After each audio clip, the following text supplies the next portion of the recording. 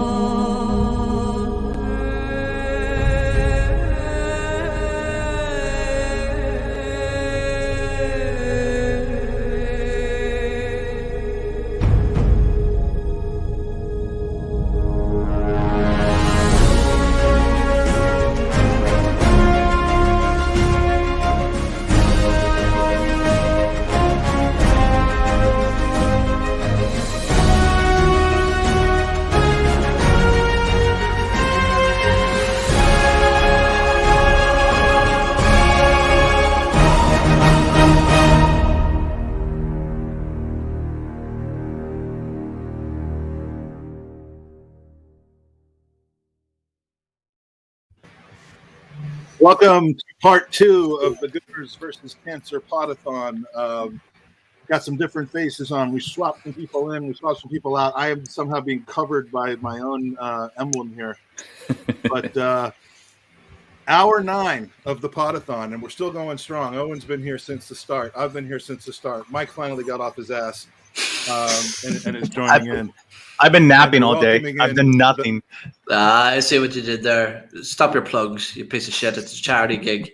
We're welcoming in the fantastic and talented Kelly, and then the also fantastic and talented, the man who created this at my beck and call, which I'd never take for granted. It was needed. It was done. The bottom, the upper left, I think, is the greatest part. I mean, I look silly in most of these, but the upper left one is just freaky because. But Sebby, it's great to be on with you. I always have just an absolute blast when we pod together. So, yeah, glad to be here, guys. And Kelly as well. All the same stuff I just said about Sebby, minus the photoshopping. You never asked me, Mike. All I got to do is ask. I do ask you, but you're apparently one of those guys that can only pod at 4:00 in the morning UK time. That's not normally when we do the show. No, you know what it is, Mikey? Have I said, can you get your boys on with us? And they're like, no, they have jobs. Oh wow, I'm being found out right now. So I've actually haven't even told Kelly you never passed it along to them. I was just trying to keep them for myself, so I kind of skipped that whole part. You saw what happened with Eoin and Tom Canton, and you're like, I'm not letting that happen to my guy. I need a better agent, Mike. Mike's. Oh God, I'm like the most horrible agent ever. So we have let's see how are we going to handle this. I'm going to pass it over to you, Mikey, and we have. Do you want a segment of open mic, because we got Big Stevie who's up in the middle of the night over in the UK. I want to bring him on, but will it throw you off from a content standpoint? No, don't worry about it. We could continue going. It's a pretty open game, so to say. We're just gonna chit chat. So go ahead, bring him in, and I'll explain the game once he's on. Beautiful. Well, Big Stevie is a good a newish friend of ours. Look how dark it is in the UK right now. Yep. I mean, no. Are you outdoors? I mean, Steve, you're driving. See if I witness you dying on the internet, man. I know it's late at night, and I know a lot. I mean, I know England, like houses in England, don't typically have air conditioning, but they do have light, right? Yeah, no. So the last 5 weeks I've been taxi driving, and literally just as this has started, I've had 3 jobs in 3 hours, and as soon as I've come on live, I've just got a job coming. Oh, okay. Are they an Arsenal fan that you're picking up? So this is worse than the time I was in my car. That's a horrible freeze frame right there. All right, this, yeah. I mean, dedication. This makes it easy. I think Pee Wee Herman had that same freeze frame at one point. Nothing personal, but Steve, I mean, we want your full attention when you come on, and we will absolutely have you back. So WhatsApp me, let me know when you're fully able to come on and stuff, and we'll bring you back on again. He's still in the green room with that. I gotta bring him back on. It's absolutely brilliant. This is still Yeah, it's still going on, but Mikey, over to you, my friend. Owen and I could use a break, so we're going to hand it to you, and we'll play guest. Awesome. As Eoin drinks his fourth or fifth Red Bull, I'm sure he already lost count. I'm already on my second or third cup of coffee for the day, but that's sadly normal to me. So we got 3 members of the NAAP crew here, not another Arsenal podcast. I want to say I'm absolutely thrilled that we got a spot on this, man, because it means a lot that you've been doing some amazing work doing this for, what is this, 3-4 years now, Mikey? I kind of lost. Oh, cool. How nice of you to add the graphs. I completely forgot about that. So I feel at home now. So first and foremost, I just want to say thank you. Chat room, thank you for showing up. I see Big Joe Tambini dropped by. So nice. And then Jared, I see you in the live chat. Do us all a favor. Go to sleep because we need you back in, I don't know, like 30 minutes, okay? Just quick power nap. So little fun show that we like to do on NAAP is take it or leave it. And that is we provide you guys with some of our maybe outrageous, popular, some unpopular type of opinions. And we just ask each other if you take it or leave it. So I might say something wild like, I don't know, Henry doesn't make it top 5 strikers in EPL. Take it or leave it. Yeah, and I know if that you say that, I'm tossing you off your own podcast. Yeah, can we call this "Get the Fuck"? Yeah. Okay. So you understand the meaning of the game. So awesome. Yeah. So what we're aiming for is not to get kicked out of the pod, though, Mikey. So don't do that to me. I'm just simply trying to spark some conversation. And if all goes well, Kelly, Sebby, and I know we might end up talking about Chile's golden generation for about an hour. Because that's what happened last time. Mikey, somehow. Your biggest fan is in the red room right now. Let me know if you want him brought on or not. Oh, Dean, welcome aboard, dude. Come on through. Dean is From using Texas. I'm sorry if you can't understand him. A new mic. Yeah. Howdy, y'all. Dean's the one I have issues. He hits it hard. Love that, dude. Okay, Hey. so you get the gist of it. I know. Mikey, I asked you to prepare. Eoin, you jumped in, and Dean jumped in last minute, more or less. I'm assuming you guys can come up on the fly. If you cannot come up with one on the fly, let me know. Our good friend Chris that wasn't able to make it tonight, he literally DM'd me like fucking 20 or 30 of these things. So we're prepared to fill some time. So yeah, I put some time in and made some up. So yeah, I'm good. Oh well, you're not hosting though, Mike. So I'm not going to go with you. So going in a different direction. Yes. Getting kicked off his own pod. Bravo. Mike, I'm here to try to wake you up because I know you're what, 8 hours into this. So I've been sleeping more recently than no one has. So at this point. Okay, lovely stuff. So let's get the show on the road, then, gentlemen. So Kelly, you wanna go first? I'm gonna go clockwise. Let's start off with Kelly to give the other gentlemen some time to brainstorm and think of a few. Okay. I love the way he says gentlemen. It's like gentlemen. GENAMEN. We're gonna call it a California accent. I'm California. I'm gonna pretend that's how you say it in Spanish. That's what I'm gonna do because it makes me sound gentleman is Spanish. Okay. Gentlemen. Okay. Since I completely forgot to do this because I'm a true professional. You're not a gentleman. I'm gonna say for a would you rather, a very very recent one, especially for people waking up in the UK or still awake.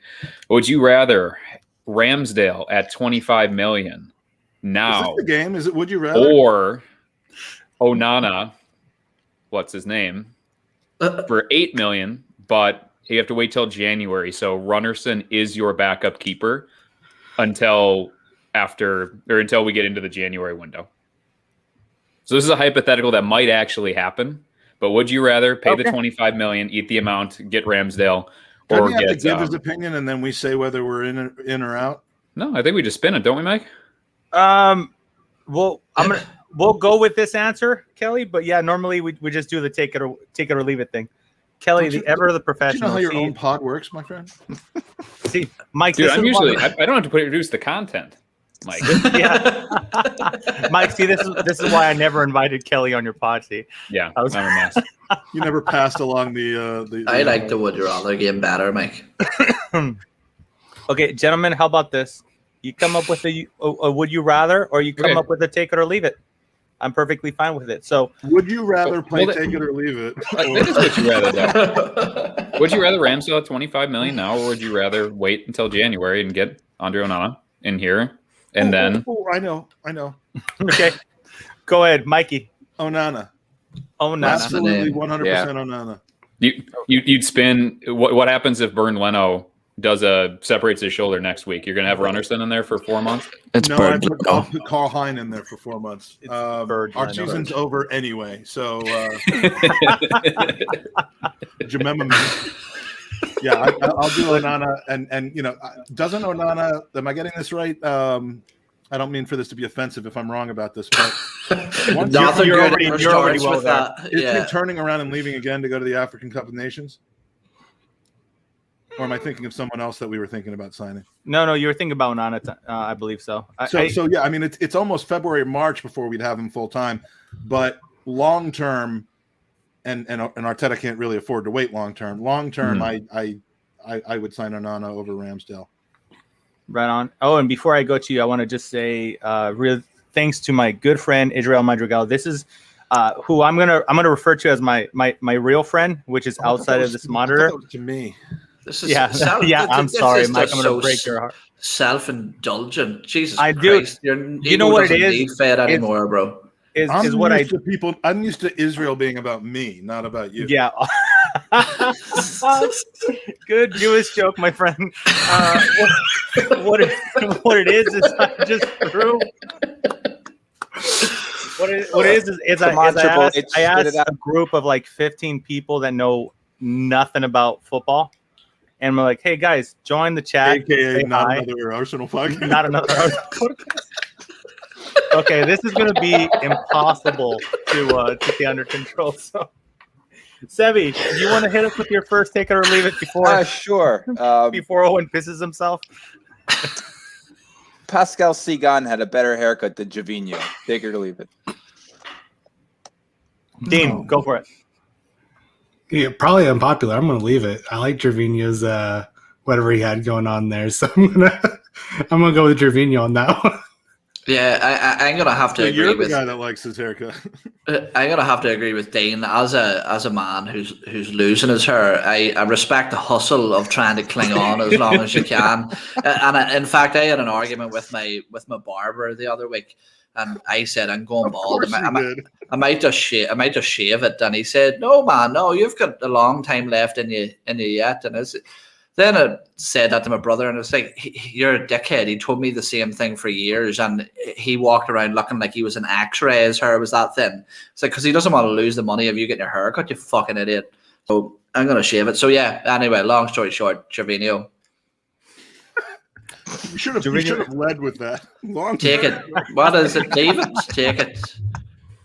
Yeah. Now, Mikey, as a man that is hair challenge. What do I say of this? Challenged in the hair department. Follically challenged. He's got the Rob Holding haircut going on. Yeah. I've strategically placed myself under the Gooners versus Cancer logo now. Oh, I thought that was a new yarmulke. Oh, my bad. Oh, Seb, do you feel more at home now? Yes. He's feeling comfy now. I absolutely love this. All right. So Zamir in the chat room saying, Mike, get a hold of this pod. I'm not going to be able to get a hold of this pod, so just completely forget it. To me. He's basically like, take it over from her. You know what's funny is last time we had Mike, this happened, and I was like, hey, 8 hours in, he's going to be a little bit more toned down. We're going to be able to power through this. I'm just getting giddy now. He's just getting giddy now. All right. Out of my system before we have the serious guests on again in the mornings. All right, Dean, you want to take a stab at this one? Sure, I'm going to play the game correct, unlike Kelly, who's actually the one who plays the game regularly. Everybody's here for me, right? Yeah. Good. So take it or leave it. Ramsdale at $17 million. Take it. See, I'm taking it because I looked at a Premier League player that was similarly rated in the U23s. He's English. I don't just put him as our backup goalkeeper. I put him as our future goalkeeper. That's the only reason I could convince myself that Arsenal was willing to invest this type of money. So For me, who mentioned that, Owen, earlier in the podcast? It was either Simon Collins or Chris Wheatley, name drops there, but they were they basically said Ramsdale. Oh, it was Chris. Ramsdale isn't being bought to be the backup goaltender. He's being bought to be the future starting goaltender. And if you believe that, then as the price keeps dropping down to 17. But what happened with James McNicholas? My voice to give up. I'm talking too much.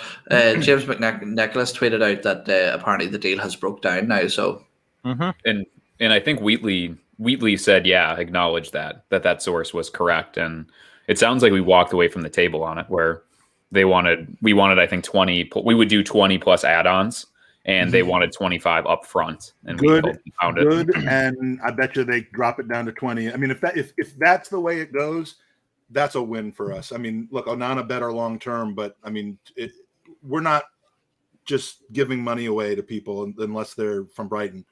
But I mean, if that is the case and we walked away from it, and we didn't really walk away from it, I'd actually appreciate that kind of negotiating from Arsenal once in a while. Mm-hmm. And I think something that's frustrating too is that people have kind of said with Ramsdale, because I think objectively Ramsdale, by all the numbers and just watching him, he's an average keeper probably, but he is 23, he is homegrown. He is an enormous human being who seems to be able to move pretty quickly. So the raw materials are there, and there's some experience there too. But somebody kind of did the thing. It's like, well, are you going to let the people who picked Runnerson pick the next one? It's like, well, there's nobody to fucking do it. Like, if we don't get another goalkeeper and Leno's going to leave, these people are still going to be making the decision. So if they think through better scouting and better investment this year, and it seems to be doing things a lot smarter, I mean, those people are going to be picking it in the offseason, except Ramsdale might not be there, and they might have to go off the continent or on the continent too to do it. So I don't know. It's one of those things that it would be different if I thought Ramsdale was better. I think he can be better, but it scares the shit out of me that he's going to be our starting keeper next year.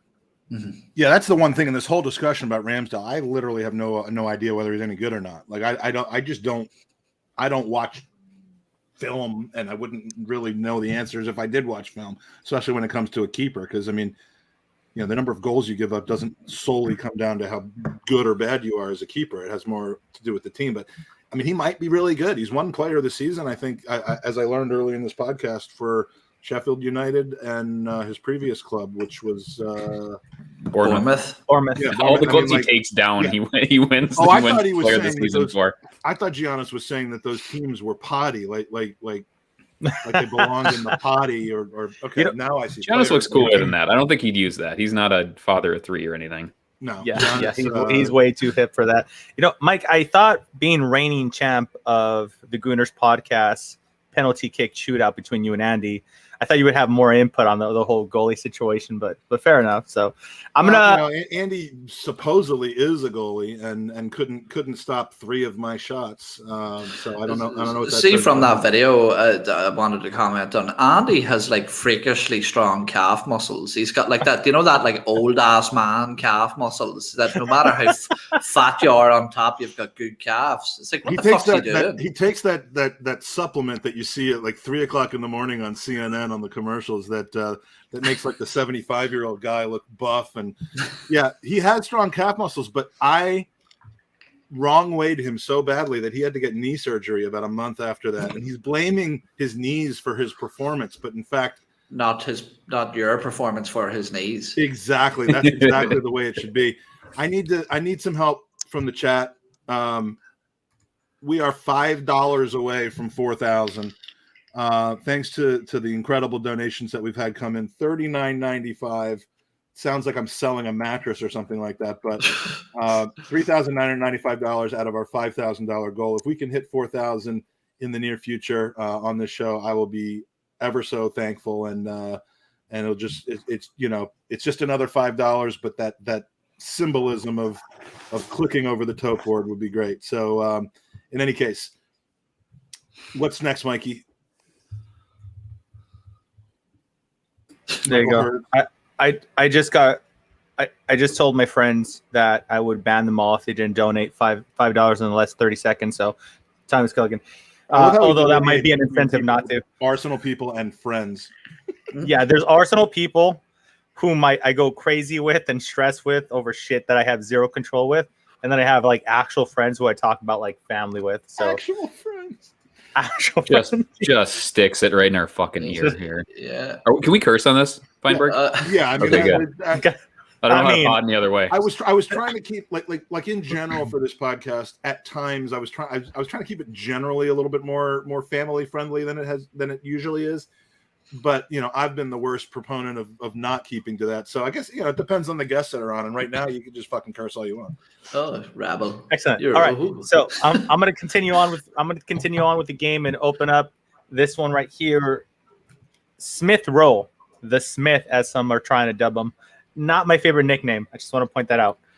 Is going to go this season 15 goals / assist.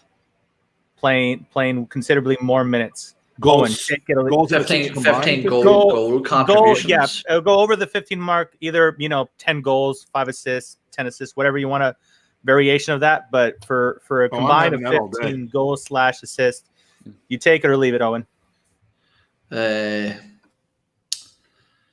Leave it.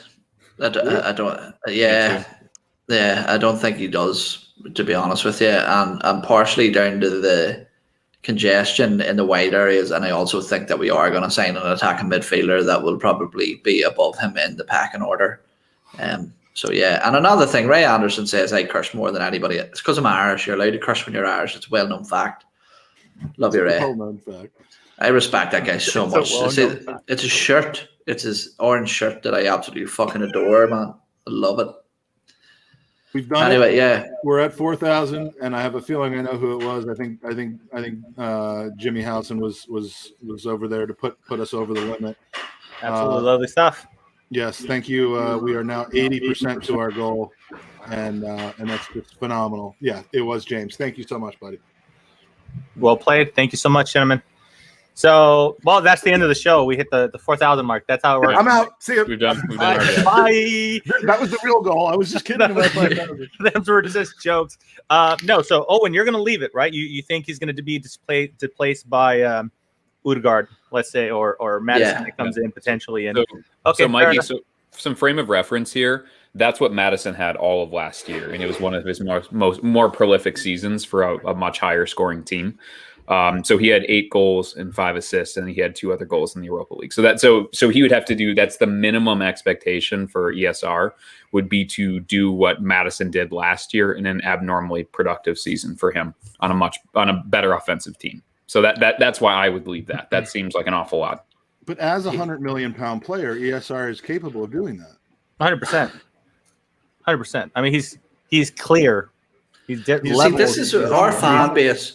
Our fan base overblow players and put too much pressure on them, and this is exactly why. Remember, Mike? Remember, I said listening to this right now, and remember I said I told Hertz earlier on Twitter that the toxic positivity, and this is positive.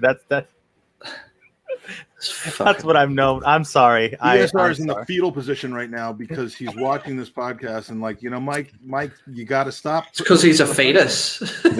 That's why he can't. Okay, Samir in the chat though, Madison played 31 matches in the Premier League, so he was hurt. But there's this idea that he was hurt for half the year because his hip is falling out of joint. He played 31 matches, which is the same he played the year before. So it's not like he's this giant injury case, nor was he hurt the entire year last. That's kind of another one that's kind of floating out there. That he's this granny who gets hurt all the time and has bad hips. And it's kind of, but not really, I guess. I don't know. Look at Ryan with the hot take. Lacazette, 16 goals in the league. I mean, the way things are looking right now, that league might be Serie A and Roma if we're believing the stories. But hey, Lacazette, I don't know. Maybe he can pull that off. So, Owen, you want to take a stab at one? Oh, Jesus Christ. Okay. He's signing something to me. 3, 2, 1. What's Kelly signing? Locks it at 13 league goals. Oh, okay. Here's one for you. An offer comes in for Nicola Pepe at 20 million. Do you take it? No. Last season, no. I would have snapped your arm off for that. God, but seeing how he's been on the upswing, Hertz, you're so fucking negative, man. You can't even get behind the team fucking guy needs a chance to adapt. So this is what I've learned about you, and you get really cranky when you don't sleep. Is what I figured out. You just snap at everybody. I'm not cranky. I'm not good. Yeah, no. Would you take it or leave it? Like in this market, you see Joe Willock going for in and around that price. Yeah. So would you rather have Willock or Pepe on your team next season? Thank you. No, but what I'm saying is with the cover, Gabriel Martinelli, Aubameyang, Saka, Willian. Players, the amount of players we have in that position, would you distribute the money better throughout the squad? I don't take 50 right now, like Zamir said, because I think he is finally rounding into a top winger and attacker in the Premier League who can be unplayable at times. Now, look, he could regress this season, and it's like a stock you bought too high, and then you almost had a chance to get your money back. And you're like, no, this is coming all the way back, and then it does, and then it goes back down again. But right now, you don't sell that guy unless you're getting a profit on your $72 million, because this is the moment where he has the most potential. I'd almost extend him if he gets off to a good start to protect his value as a young player. Look, I'm not saying I would do it, but when you ask somebody to make a question up on the spot, these are the kinds of things that they produce. It's really, and we've actually been talking about this for like 26 minutes now. I mean, I don't know if not only on the spot. Next time, just change the format when they ask you the question, and you'll be fine. And, I mean, you could have come up with a better number than 20. Nah, but like, I think we're all leaving that. I think, right? Yeah, see, it's easy. Yeah, all right, I got one. Yeah, Mikey, go for it. Go for it. Alba is finished. Take it or leave it. Define finished. Done, complete. I mean, I don't mean we'll never play again. I mean, his days as someone who deserves to be in the starting lineup regularly and performing well are finished. Fuck, I don't like my responses, but I think I take that. Ooh, which is weird because I've been a big Aubameyang guy, but whatever's happening right now has been happening for a while, and whether it's application or waning physical presence, like he does kind of feel like a guy who should be playing in like UAE now, doesn't he?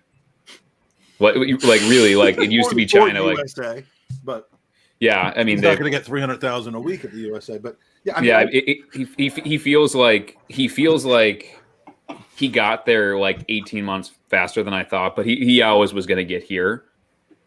And it puts an awful lot on us when he's making that kind of money and when he's the captain, because there's no graceful way to get rid of him. But I really hope that he can at least be a guy who can at least be a 10 to 15 goal guy for another year, so we have time to adequately replace him and prioritize what we want to do. But my fear is that if he's not happy and he's not getting the warm and fuzzies in his belly, he doesn't do shit. And he seems like, just like he did at Dortmund, he just kind of got over it, was just kind of over it and just kind of fucked off. It really scares me that he's doing that now. It's the Jose Mourinho year 3 curse, but in a player situation. And we've seen it before. He can, all the signs are there. About 6 months ago, 8 months ago, I was like, you know what? I fully back him to come back from this. There's been a lot going on, distractions, family, illness. I back him to come back. I have completely gone on a 180 for that, because there's enough smoke with disciplinary issues, with the captaincy not really fitting him or suiting him well, with being late to the North London Derby. I'll take one for the team, Sophie. You don't even have to say it again. I'll say it. That was bullshit. And I don't think that ever really that ever really resolved itself.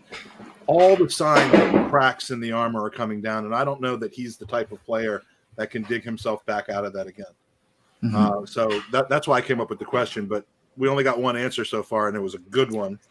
Sebby. I'll take it. You guys are right. I totally backed the guy. I thought he was going to come back strong in the preseason, and he hasn't hit it. I mean, we know it's preseason, but you'd like to see your main striker at least hit the back of the net once in preseason. He's not coming back. He's not coming back from Europe. He's not coming back. Yeah. I mean, he should be as fresh can be. I know. Yeah, Go ahead, guys. My question was similar to yours. I'll answer. I'll ask it when you guys are done answering this question. You want to go to Dean? Oh, I'm gonna play devil- yeah, go I'll for play it. devil advocate a little bit, and I'll leave it for now. I think if we play him up front, he can hopefully regain some of what we've been seeing. Like you said, 10 to 15 goals in league, something like that. If we're going to play him out left like we have been, then you have to take it all day because he's proven he can't play out there. But the hope, at least my hope, is we play him back up front, rotate him with Lacazette some, and hopefully he can get a little bit back of what he's shown us. Mm-hmm. Okay, so I'm gonna my faith in him dithering little by little. I'm gonna leave it for now, and this comes because Super Kev. You can't Super leave Kevin it for Campbell- now. You have to either take it or leave it, and I'm stick going by to that. I'm going to leave it for the whole season. Okay, he is my captain. Okay, God damn it, and I'm going to support him. I'm going to leave it because Super Ken Campbell covers Arsenal games in I think it was Facebook. I think he might have mentioned it. He covers different things in different countries, I believe. But one thing that he mentioned was watching the game live that Aubameyang all last season would make run after run after run, putting himself into a spot where he could potentially get the ball where he's a threat and, potentially cut in, get that beautiful shot that he normally takes. So the thing that Kevin Campbell pointed out was not looking at it on TV, but watching it live, you get to see those runs and you get to see Xhaka and Elneny and other players not pass the ball to him. Like every once in a while we see it on TV where you're like, fuck's sake, he was just clear right into somebody pass the ball. And then, it was like a sideways pass, a backwards pass. And so because of that, I'm going to keep faith in him in the sense that he's making them runs, and I'm hoping with more progressive type players. We saw Sebby versus Tottenham with a really good Tottenham. That's a new one. What was that? I haven't heard that awesome thing Spurs. before. It's pronounced. Forward, It's Robbie. pronounced cunts. Cunt. And, You got to hit the U real hard. And he provided some beautiful balls. Partey looked really sharp when don't Mikey know. He looked really sharp in preseason when he was playing. So I'm going to leave it. I'm gonna hold my faith with Alba and hope that when he has more shots and more clear opportunity to score, he's gonna come good for us. So Kelly, my friend, you're up next. All right. So take it or leave it. We get Vlahovic, but he costs us 50 million. So if you don't know Dusan Vlahovic is a very, very physically talented, relatively up to about halfway through last year, obscure.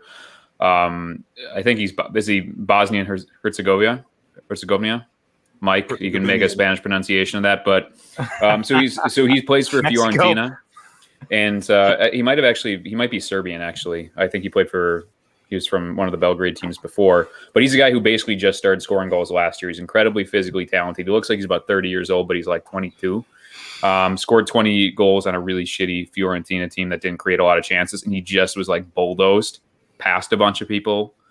He's really, really quick. He's really physical, and he's really decisive. He's like if Mitrovic wasn't a crackhead and he was marginally refined, this would probably be like the baby version of him. So I believe in his talent, but I think he's a huge risk. But whoever wants to jump in, take it or leave him, but you got to pay 50 million. So you got to pay a full ass whack, like a really, really high transfer fee for a guy who could flame, or he could be flames, I guess. I didn't realize this. He actually played in a game that Jake and I were in when we were in Florence against Roma. You played in the game, Mike? What'd you say?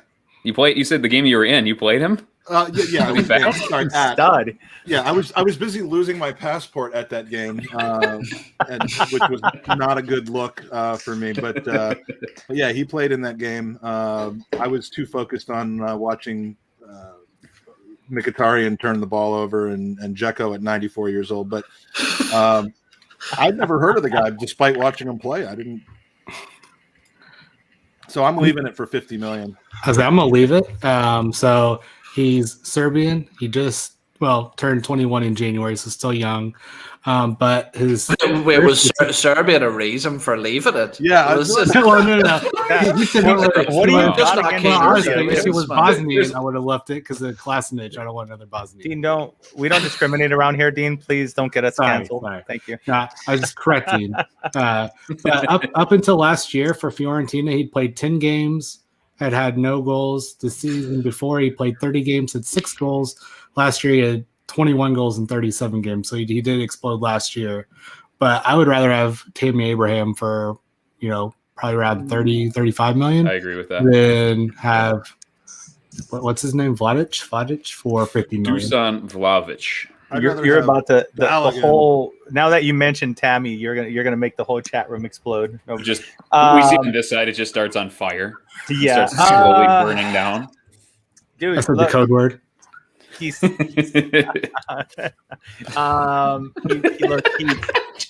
like the nicest person ever. I know. We're making like Jewish Such a jokes sweet earlier. Dean, you hadn't been on a Text me, pod sorry. with us.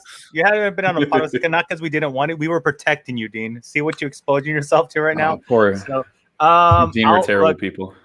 I'll take Vlahovic all day long. He scores with both feet. He's 6'3", and we might cancel. Love it. All right, guys. Bye-bye, there's Dean. nothing on. Nice knowing you.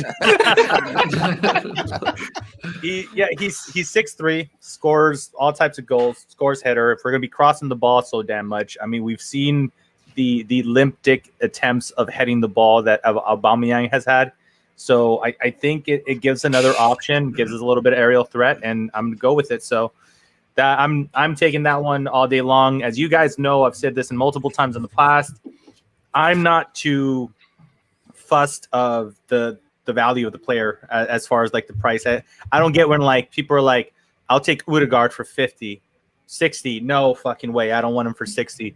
And I don't get that. That's not me. If you, my head only goes to, oh, we could get that player. It's a possibility. I like that player. Yes. That's where my head, that's where my thought process ends. I've never really overanalyzed that the whole transfer fees or anything or the structure of the deal. So I kind of leave it there. So yeah, I'm taking that all day long. All right. Sebby, you're up next, sir. Where's my question? Do we drop Oba if he doesn't score on Friday for the Chelsea game? Take it or leave it. We drop him if he doesn't score a brace in the Chelsea game. Ooh. Which one? I don't know which one you say. Take it, yeah. I don't think he should start the Brentford game. No. If he doesn't score in the Brentford game, if he doesn't score on Friday, do you drop him for Chelsea? Owen's already there, is what But he's my, saying. my answer is that I wouldn't even start him against Brentford. Okay. I think that, and the question was earlier, which Mike Herz skipped over me because obviously he's insulted and made fun of him earlier. But for the Aubameyang question about is he finished, and I think he is. And there's two reasons. I think his natural decline, and I think stylistically, he doesn't suit what Mikel Arteta wants from his striker, and he's consistently tried shoehorning Aubameyang in, whether it be up front or left wing, and he just doesn't provide what we need as a team. And I think subsequently the team's suffering for that. So for me, I would take it. Okay, fair enough. Anybody else want to add on to that one, or we're staying pretty convincing we're taking that one? Because I know most people seem to have lost faith in Alba, so I'm not. It would be not weird. sure. It would be weird and unusual for Arteta to start him and then pull him after one game. I mean, if he's just not running, if he's looking forlorn and just like completely out of it, then sure. But if he plays hard and just doesn't score, I mean, I don't know that it's as easy as just his goal total against Brentford. It's the style of his play. But yeah, I don't think he should be starting against Brentford. I think we need to kick off on the right foot, and Aubameyang isn't the man to do it right now. Yeah, Mike, I think from a style perspective too, I mean, Brentford don't deep block, which is why Brentford's been fun in the championship. But in that game, wanting to get a result in your first game up, is there going to be a ton of space for Aubameyang to run into? I mean, probably not. Lacazette has looked fitter than he's looked the last couple seasons too. And again, I know he approximates the style a little bit more, but I think that he is maybe physically on it, and he has the incentive of he's going to have one last 2 to 3 year contract somewhere, and he wants to score double-digit goals and look good, and he has looked relatively good too. So, yeah, I think we're. I guess I would be surprised if Lacazette does not start, and the only reason Alba starts on the left is for want of any other options. But I also. Just cheating for later that I think Saka is going to start at left wing on Friday because we're very irresponsible with young players and that player specifically. I don't think Arteta can run what he wants to do without him, and so we're going to cram him in there on 4 training sessions in one preseason game. We're just going to start him anyway, like Arsene used to do with Alexis. We can't do anything without you, so just go. Oh shoot! All right. Yeah, I think Saka's going to start 100%. Like you said, Kelly, I think he's a vital part to our left wing. And look, it's not like we could just plug in Martinelli there, where he's played there every once in a while because he just came back to the Olympics. Which the Martinelli thing it's an odd one for me because he was training, so he's physically fit, but he didn't get a lot of game time. So I wonder how you classify that, whether he's ready to play for us or not, because it's not like he played a lot at the Olympics. So did he put in a lot of minutes though? No, I'm not sure. He was like a super sub and then didn't come in the gold medal game, right? Yeah, there you go. So take it or leave it, Mark. Take it or leave it. Martinelli starts 10 Premier League games this year. Oh, take it. Take it. Really? No way Willian gets more time this time around. I don't. Mike, we made it 40 minutes. Stop it. Yeah. I'm sorry. That's our no word. I have one that I think is a bit more, I don't know, maybe cause a little bit of a debate. Hector Bellerin should be 4th in the pecking order at right back. Fucking take it. Okay. I knew you love that. Kelly might be slightly biased, so I don't know. Just a little bit. Yeah. Anybody who's new, anybody who's new to our group, there are guys that you just love their mustaches. Mm-hmm. Okay. Also, since we have a bigger audience now, since you have a bigger audience, you really want to let people know this. Not a Bosnian guy with a mustache. Oh shit. He looks exactly like Tim Allen's mugshot. So Tim Allen got busted for dealing cocaine in the 80s. Hector Bellerin looks exactly like his fucking mugshot now. Look it up. You're welcome. He's gonna go. Yeah. Give Mike a few seconds. He'll have it up on the screen. So on my Twitter timeline, he's just referred to as 80s Tim Allen now. Love it. Right on. Wait. So Owen, does that mean you're putting him behind Maitland-Niles? Well, that's the argument I'm looking used to have. Yeah. He looks like Tim Allen. Mugshot at Tim Allen. There. Okay, we can't escape that anymore. So, oh shit, he does.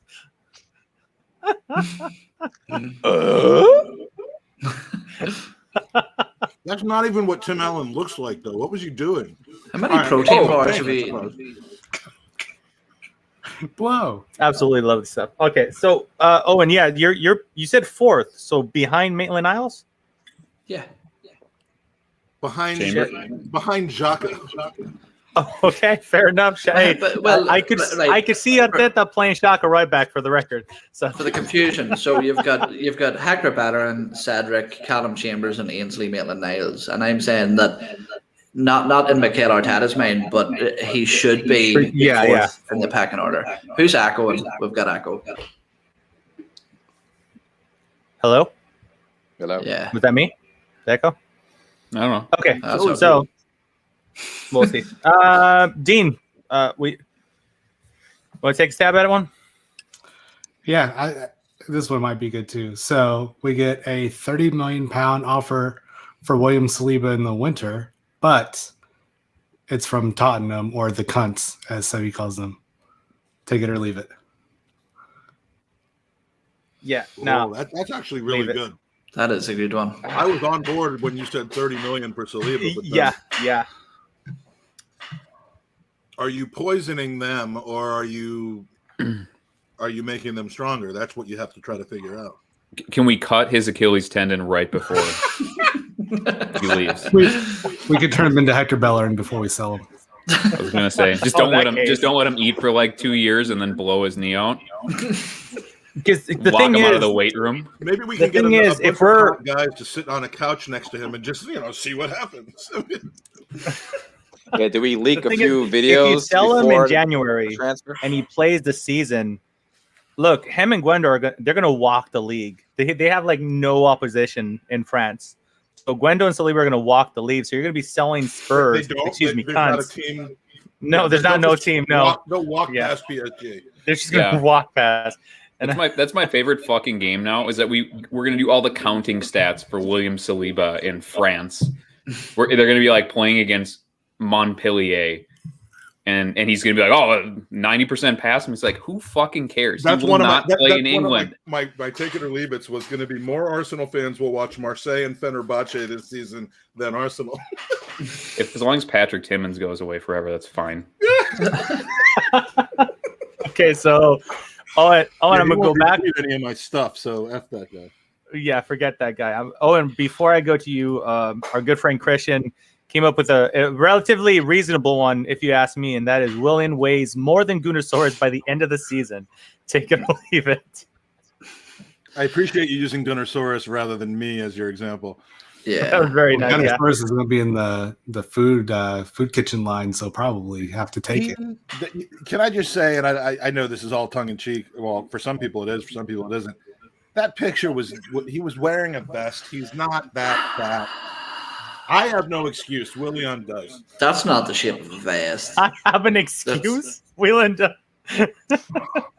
And then the answer to that, of course, normally is how many vests was he wearing? But Mike Feinberg, the camera adds 3 vests. We all know that. yeah, exactly. Yes. Okay, here's one. I'm wearing 1,000 vests right now. Going into this upcoming summer, the Arsenal job is now more appealing for a quality manager to get brought in. If taken into consideration the youth level of our squad, taking consideration the amount of bad contracts and the wage and everything that's going to open up, this is the last year for players like Kolasinac, the last year for players like Lacazette, assuming we don't move them on. So the whole conversation that always happens, we're like, what top manager is going to come into this Arsenal right now? This upcoming summer, throughout all the work that's been happening the last year and a half, 2 years with Arteta and Adu, it's a more appealing job to a world-class manager. Take it or leave it. Take it because those world-class managers that you're referring to love to come into an upswing situation and ride the wave. Like, you never see, I mean, you rarely see a world-class manager coming into a team to try to help them not fall further, because they can see that coming from a mile away. Arsenal, by all accounts, should be on the upswing right now, because how much worse can it get?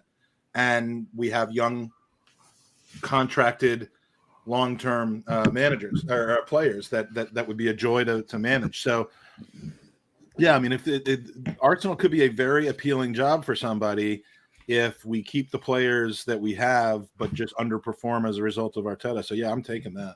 Yeah, I would take it too. If you look at the collaboration. Geez, I've only been doing this for like 45 minutes. The collection of like under 25 really high quality players who play a prominent role. It looks pretty good here. And again, especially because of how we seem to be attacking like Ramsdale and some of those deals and not taking low balls. Like there's an air of competence in the recruitment that I haven't seen, or we haven't really seen in the last couple of years.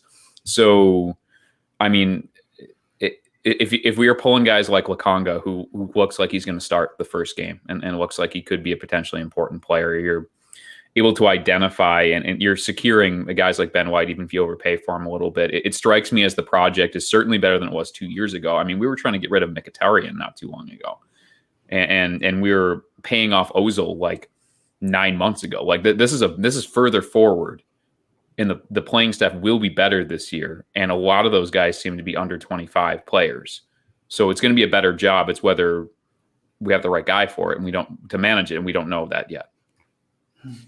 I have a fun game that we can play right now because I've just gone and again checked the tally, and we've bumped up by a couple $100 as soon as Mikey Herz sent out his bat signal to his friend. So let's go through the name of people who just donated, and we're going to determine real friend or fake friend of Mike Hernandez. You know what is the thing is? I just said it's a football podcast, and they thought I was going to talk about the Raiders. So are they all from Las Vegas? Out, so yes, yeah. So before we play this game, Sebby, that means that Zidane might potentially come to us next summer. So just you never know. Oh, okay, fingers crossed. We're looking good. Yeah. All right, go ahead, Mike. You want to take a stab at this game? Here's who's donated since we got put over 4,000 by Jimmy Howson. Nicholas Henry or Henri, friend or real friend? By friend, I mean he's just a fellow Gooner. By real friend, I mean Mike knows him in personal life. Nicholas is a good friend of the NAAP podcast, but I'm gonna put him down on friend. We are supposed to guess, not you, Mike. Right? You just know the goddamn answer. Oh, I thought. Okay, go for it. Go. All right, Nicholas with a very generous donation. Thank you very much. Steve Warrington, I know, and that's how you play the game. He basically. I think he got a good fare, and he splurged on Gooners versus Cancer. The next one, and again, I may end up running the risk of this.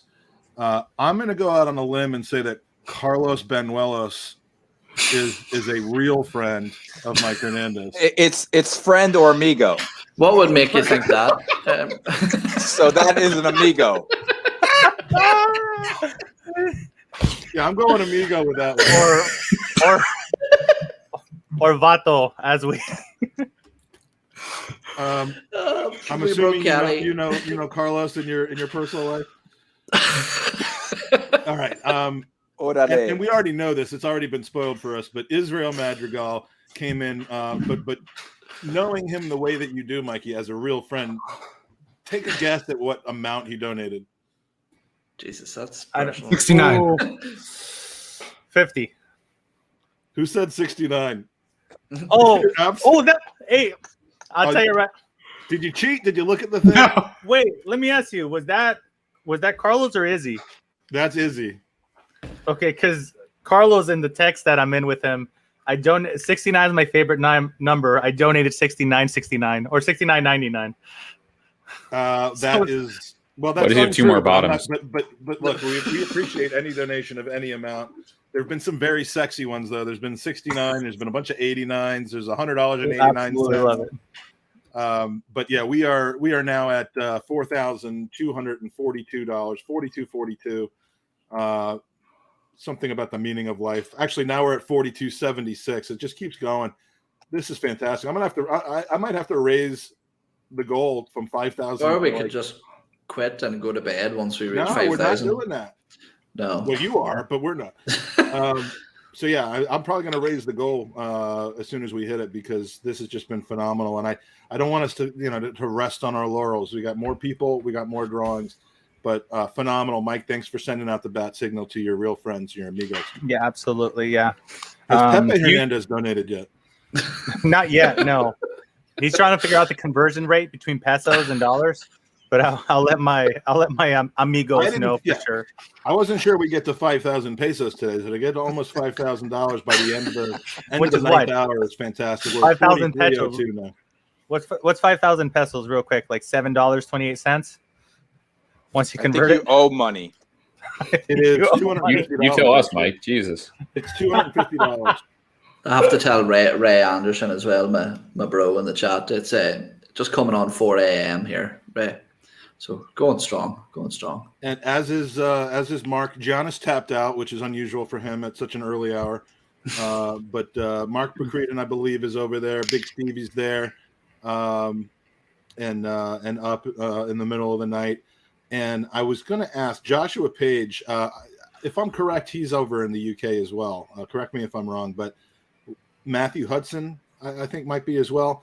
Just massive showing from people in the middle of the night. I really, really appreciate it. If there's anyone else that's up in the UK or, further east from there, and it's in the middle of the night where you are, let us know, because we certainly want to give you props and a shout out. So take it or leave it. Neither Guendouzi or Saliba ever play another game for Arsenal again. Take it. Take it. I'll let Kelly explain why. Well, Guendouzi doesn't play for us anymore, so he's probably never going to play for us again. He's not on. Oh, he's a permanent transfer, isn't he? Yeah. Okay, is Thomas Vermaelen ever going to play for us again? I think Thomas Vermaelen would play for us again before Guendouzi would ever play for us again. I forgot. I thought he was one of those guys that we just stashed there on a loan. I forgot it was a permanent. No, we got our glorious $9 million for him and made a done. profit. Just barely. Is that a loan with option to buy, or is it permanent? It's a loan with a requirement to buy. It's an obligation. So he is still an Arsenal player. We could bring him back. Yeah. Well, Arteta gets sacked in January. They bring him back. It could happen. Wait, bring there's him back. there's still hope. Someone's neck and strips and smokes in the dressing room, and we lose him again. Oh my God. There's less than no indication to think that Saliba is going to ever play here. Because if he was going to play here, he could have played here this year, but he isn't. And we took the fucking shirt right off his back and gave him to somebody else who also plays right center back, who we cost, more money than he did. So no, he's not playing here again. It's a matter of if we can break even, or if he's the best center back in France, then he'll cost $8 million to sell him. We gave El Neni shirt away and then brought him back into the fold. So but that's not the only thing that we. El Neni is a cockroach, though. That you cannot fucking kill. Like he is around forever. Like he will see out every ounce of his contract anywhere. He's going to be playing somewhere in Egypt when he's 50. But he's also a guy who will eat shit and make $30,000 a year and be the fifth string and just play every now and then and be fine. $30,000 a year? What's that? $30,000 a year doesn't sound that appealing, but yeah, he $30,000 a week, especially in London. Yeah, no, I think he's a good squad player. I endorse El Neni staying around as long as he doesn't ever step on the pitch before the last 5 minutes of a game that we're holding on to a lead for. I think he's El Neni has played here for so long just because of circumstance. But it's fine. Yeah. He's going to see out his contract and he's going to go play somewhere else. But I think Saliba, something is weird there. I think something probably stinks in our camp, and something certainly stinks in his camp. And if he's outright, if the rumors are true that he outright refused a loan to a mid to lower table Premier League team, and he went to Marseille, that guy turns into a pumpkin when he gets over the French border, and he should not play outside of France ever. And if he wants to flat track France the rest of his life, then so be it. And I really, really, as I tweeted recently, I really wish we would have sorted that out, that he does not want anything to do with playing outside of France. I really wish. Have a wonderful season at Marseille, and may we get back the $26 million we paid for him. That's all I need. Yeah, hopefully he does well over there this season and we get our money back. Maybe PSG will want to buy him, or another team in France with some money. But can we return him? Say he was broken, or can we get our money back? If we had bought him from Costco instead of from I'll tell you what, I would be feeling good about the situation right now. ESPN want their money back for the rights that they paid for La Liga. But let's not give up hope, okay, Sebby, because Arsenal is an appealing job. We could get Zidane and the French connection, right? And Saliba and Guendouzi, they come back and they win the Champions League for us. Oh, yeah. Mikey, can I bring someone else into the fold who you cannot bring John into this. Don't do that to my Johnny boy. We need more John. Chicago representation in here. This poor bastard has been out fucking forced to go shopping all day. Oh my God. What's up, John? Now we know what you look like. Sorry about that, guys. I was forced to go shopping earlier today. Is it Costco? It was Crate and Barrel. All right, it was Crate and Barrel. I was buying some nice stuff for the new place. No one emphasizes crate and Crate and Barrel. Like I've Is never it heard Crate and Barrel? It's Crate and Barrel, right? It's Crate and Barrel. It's not Crate and Barrel. I mean, like only Mike Hernandez would say that. It'd be like This is the whitest conversation we've ever had on this I know, podcast. We're an Arsenal podcast. Kelly, it's so white that I don't even know what they're talking about. He said Tottenham. Sorry, It's Crate Tottenham. and Barrel. Sorry, I forgot to. It's Crate Barrel. Crate Barrel. Barrel. Yeah, you've also missed our mildly racist mannered game, friend or amigo. Hey, if we're doing that, you know, I am Cuban. So if we're talking, I'm a minority. If we're talking about Crate and Barrels, I guess it means a whole different thing to me as a Cuban. Oh my god! That's a method of transportation. So John, you weren't are we like getting canceled tonight? Is that what's happening? yeah, that's what we're trying to do. Yeah. So like Raising money for already- charity and we're- making- We were curing cancer. Please take It's it. And late. making We're all really thinly veiled tired. We're trying to ethnic cancel the slurs show at pretty random quick here. groups. Also, So John, speaking of you that, missed Cuba this. didn't This win, is, the latest picture of Hector Bellerin. Oh, that's spot on, man. If that spreads, I'm good for the rest of my Twitter career, man. That's That's when you retire right there. You just pin that as your tweet. When he showed up with that stupid early '90s haircut and his mustache, I think I dropped my phone and go, "Oh my god, it's the Tim Allen mugshot." I think it's That's more what he like- looks like now. Like, and I hate to say this because it became popularized by someone who's an absolute douche, but he is kind of Zoolander in a sense. Yes. I mean, male models? Man. Okay, lovely Rest stuff. in peace, sandwich that got COVID. Yeah, he can't turn either way. Not just Yeah. left. He can't turn at all. I like that. That was that's an Owen, unappreciated line. Thank you, I'm losing track. Mike keeps on moving everybody around. So Owen, you want to take a stab at that? Stab at it, take it or leave it? Oh, Jesus, you put me on the spot again. Sebby, you want to take a stab at it, take it or leave it? Give Owen some time to think. That was me. Arteta gets a great question, but go ahead. Sam, Okay, there you go. Owen's in that spot now. Owen, you want to take a stab at take it or leave it? No, I'm done. It's Sebby. All right. You sure? Yeah, go man. You're far better at this than I am. Anyway. I don't know about that, but Arteta gets the sack mid-January if things Take aren't it. looking well. Whoa, hold on. What was the second part of that? Whoa. If things aren't looking well in You mid-January, can't say that because take it or leave it. well, He gets yeah, a sack yeah, if we're the- if we're top of the league. He question gets a really sack then in January. The question is our ownership just completely tone deaf to the situation? Will they make a change? So that's a fair question, actually. They gesticulate between being completely tone deaf and being motivated specifically by what the fans are saying online. So it just depends on what day you're catching them on, I think. That's true. That's how Wenger got it. In this scenario, Sebster, what position right. are they in the league in January? Keeping in All mind right. that last season in January we were 13th by that, but after a couple weeks after Boxing Day. Yeah, I'm not even saying January. I'm saying mid-September. I thought you said January. No, did I say January? Mid-September. January. You absolutely said January. My bad. Mid-September. Yeah. No, So that's like we lose next month. That's like next month. we lose the first 4 games. That's like 3 weeks away. Sebby, I will side bet you. After if we lost lose the against first 4 Chelsea and games, he's City. not getting fired. Out of here. No, if we lose, we could lose the first 5 games and he would not get sacked. Don't we have? Absolutely We've got Chelsea and City. City. Is it within the And then first? Spurs a couple weeks after. The reckoning will be in Jan. If we are kicking around 12 to 16th in like a Boxing Day again, he'll be sacked. I would and, laugh at and that, except we did that last We week. did that. That was a real. yeah. thing. So if we do the same thing that we did before, he's not going to get another window. He's going to get fired. We're going to pull Graham Potter off Brighton. That's what's going to happen. I mean, if first of all, how did Sebby get the translucent thing? Whereas with me, my head was being blocked by the thing. Why does I'm not Sebby checking have that. branches growing out of his wall like something out of fucking Jumanji? But Stop no, making obscure references. I understand. I'm warning you. Imagine Jumanji just was released in Ireland. Imagine we start off the season with 5 losses and they do 10 years them. after Robin died. The level of hatred. I mean, look, we're all going to be It's already upset. there. We're all going to be upset if we have 1 point out of 15 or something, or not, or something like that.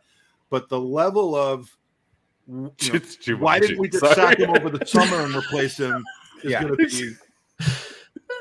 But you're gonna have the same So- amount of people go losing their shit saying sack him now, get somebody in, we can still save the season. If like we lose our five first games. So I don't know. Well, we're 5 wins on the trot in the Premier League right now, so I see no reason why that trend shouldn't continue. But yeah, I mean, we do tend to do the opposite of what we're supposed to do. But yeah, a rough start this next 4 or 5 games, and it's going to be a shit show with supporters back in the stadium, and there will be violence. I hope not. But. So I'm going to align with my good friend Christian in the group. It says, with our ownership, Arteta doesn't get the sack unless we risk relegation. And that's what I truly feel. I still stand by the idea that he is the project, not so much the players that are coming in. And he has to do something pretty harsh to get the sack, in my opinion. Do you think that, and I know this is a bit of a tangent here, but do you think that we are making these sort of judgments based on the fact that for the last 18 months or so, we've been watching football without any fans in the stadium and forgetting what the actual atmosphere of the fan base in general is like, and we're making our judgments more to the fact that we're viewing the reactions on Twitter? Do you think that it might not be as bad? It makes you think, like, because one of the big kind of like jokes about everyone coming back from COVID and everyone actually remembering what it's like to be a human and not doing it so well. So I wonder how much that's going to actually translate into a full packed stadium with emotions and support and fans and everything like that. I like to think that we're going to be all right, but you got to imagine that it's going to be whatever kind of like consternation there is like in the stadium, it's going to be amplified with people just not remembering what it is to be a civil no social cues. Yeah. Exactly. Oh yeah. You've seen what's happening on airplanes right now. Exactly. Yeah. No, I think that people just need to being a social animal is something that takes like practice. Like if you don't do it for a while, you have to remember what it's like. What's happening on airplanes? What's happening? You missed it? Yeah. People are getting duct taped to seats. Yeah, the people are acting like absolute just douchebags, mobsters by the flight crew. Something that it's like the captain. The captain's like coming out of the cockpit and like gaffer tape. Yeah, there's like battle royales going on planes right now. You grow up a couple flight attendants, and you get duct taped to a seat now. Come on. I'm leaving this up here because it happens so seldomly. By the way, the Giannis has said he's going to bed about 7 different times, and Jumanji drew him back in. Yeah. I imagine him in bed like with listening to the podcast as he drifts off to sleep, and then Jumanji's brought up, and he's like such a good reference. That was so good. He said who rolled a 7. Listener retention that's what I'm here for. That absolutely. So, Seb, I'm assuming the New York subway is like that plane video, like just all the time. It's worse. The rats duct tape you to the subway. The rats. Like you have obviously never flown with Ryanair because you would pay extra to get duct taped to a seat in those death traps of fucking tin pot planes. So I love America. These are fucking. We have a worse version of Ryanair here called Spirit Airlines. So Spirit's awful. I was just about the to say Walmart of airplanes. Jake almost the Walmart of your flight is $16, but then we're going to give you $900 in fees. You wonder where shoes on the plane? Shoes is $50. It's $100 if you don't die on the way over for your oxygen. They get your deposit back. You have a landing fee. There's no fee for the airplane. It's a deposit that they return to you if they get you there safely. I gotta say, Sebby, your life on layaway. That kid is sick. So I love that. Okay. I love that kid. Thank you. Yeah. Oh, Owen, go for it. Your turn. Fuck you. You keep fucking adding me in these things. Let me see. Right, here we go. Right. This is more of a would you rather. We win the FA Cup this year and finish 6th, but fans aren't allowed to return back to the stadium for the full season. Well, that doesn't bother me. Yeah, I mean, hey, you're setting Americans up with this one, bro. No, you know what? I'm gonna go because I have this just ever-present need to be liked. I'm looking after match-going fans here. We haven't noticed, Mike. We haven't noticed that, Mike. I don't always act like it, but it is a deep insecurity of mine, and yeah. So I know enough people who have been absolutely just missing out on a daily and weekly routine of their lives in the last 2 years that, honestly, for the sake of the fan base at this point, I'd rather, if the two were in some way cosmically related, fans in the stadium, but we do worse, or no fans in the stadium, but we do better. I'm not so, entitled and needing wins all the time to deprive what we really need, which is the fan base getting back in, the players getting back in. So obviously the two have no relation to each other, but in this scenario, I'd rather miss out on Europe and silverware if it meant a full year of Arsenal fans remembering what it's like to be Arsenal fans over there. So here, can I add one part to that? So I'm trying not to get canceled. Hold on, wait. Mike, that was beautiful. I'll take that fake cut. That wasn't beautiful. That was mean. He wants his Arsenal fans to suffer and instead of enjoying their time with their families, watching their team win. Twitter and I don't care. I think John was going to give us something very insightful there. I want to add one thing to that. So what if everything's the same, except you add that Spurs don't win another don't win a trophy. So they get to all this crap that we're going through right now. Spurs finish outside of Europe, and we win a trophy, and they don't. But you don't get to go in the stadium. Yeah, I'll take that. Fuck those guys. Right? That's what I'm saying. So I think that's Ooh, I got Every one. man has its price. I have to love it. You got me, John. You got me. I got you. I got one. I got one. Hers. Go for it. So take it or leave it. Spurs win a trophy, but it's the Mickey Mouse Vice Europa League thing. Oh, that they would try to claim the Europa Conference League, and they would try to Oh. claim it forever as a real trophy because they wouldn't win anything fucking else for Is decades. it better than the Audi Cup or less than the Audi Cup? That gets them in the what we need Europa to find League. out. So if they finish like 9th, but they win that trophy, then they're in Europe again. They're for in the Europe, season. right? Okay. They don't win any other trophy for 20 years, but we have to give them the Conference League this year. That's the trade-off. That's the trade-off. I'll take that shit. They're not going to win trophies for the next 20 Did any years. of you see the picture of a team in the Europa Conference League and they had to draw with permanent marker their names onto the back? I think I would take the security of them trying to argue with us for 2 decades that was a real trophy. I think I would take that to assure that they wouldn't win the FA Cup. They wouldn't win the Champions League, wouldn't win the Europa League. So they wouldn't win the FA Cup or the League Cup for the next 2 decades. For sure. Here's one. Would you rather Arsenal get relegated? No. And Spurs don't win a trophy for another 30 years, or Spurs win the Premier League and Arsenal stay in the Premier League? I'd take a relegation for that. I got ESPN Plus. I could just go watch them. It's fine. Ooh, that's a really good one. We could win the championship that league next season if We could win the championship. Yeah, we could win the league. We won the league. We win the league. Exactly. Yeah, we win the league. There is a trophy. I mean, they celebrate with the trophy on the pitch when you win the championship. So Stan says, Mark, I thought my missus was the only one who says duct tape. You mean it's not? Duct tape. I said duct tape. It's duct tape, right? Duct tape. Yeah. But I said I say duct tape. I say duct tape too. Damn. I I also say crate and barrel, so I don't know what the. No, it's duct tape. We got to use duct tape. Stop it. Dean, hit us on one, dude. Take it or leave it. Arsenal are going to win the league within the next 5 years. Leave it. Leave it. Negative Nancy's. I'm going to take it. There's taking that. Mike, please, for the love of God, make your. I love you, and you're a beacon of happiness and positivity in my life. But how on earth are we winning the Premier League in the next 5 years? I wasn't expecting to give an explanation, Kelly. Is Stan Kroenke going to make a army and take over the oil companies for himself? And he'll just be a warlord of the Middle East. When the other 9 teams in our way join the European Super League without us, we're gonna draft well. ESR. We're gonna draft really well. We're gonna take Mbappe's illegitimate son. Number one overall. But here, John is onto something. Yes, Tierney, Saka, Emile Smith Rowe in their prime, mid-20s, and they're just going to go to another. I don't think it's going to.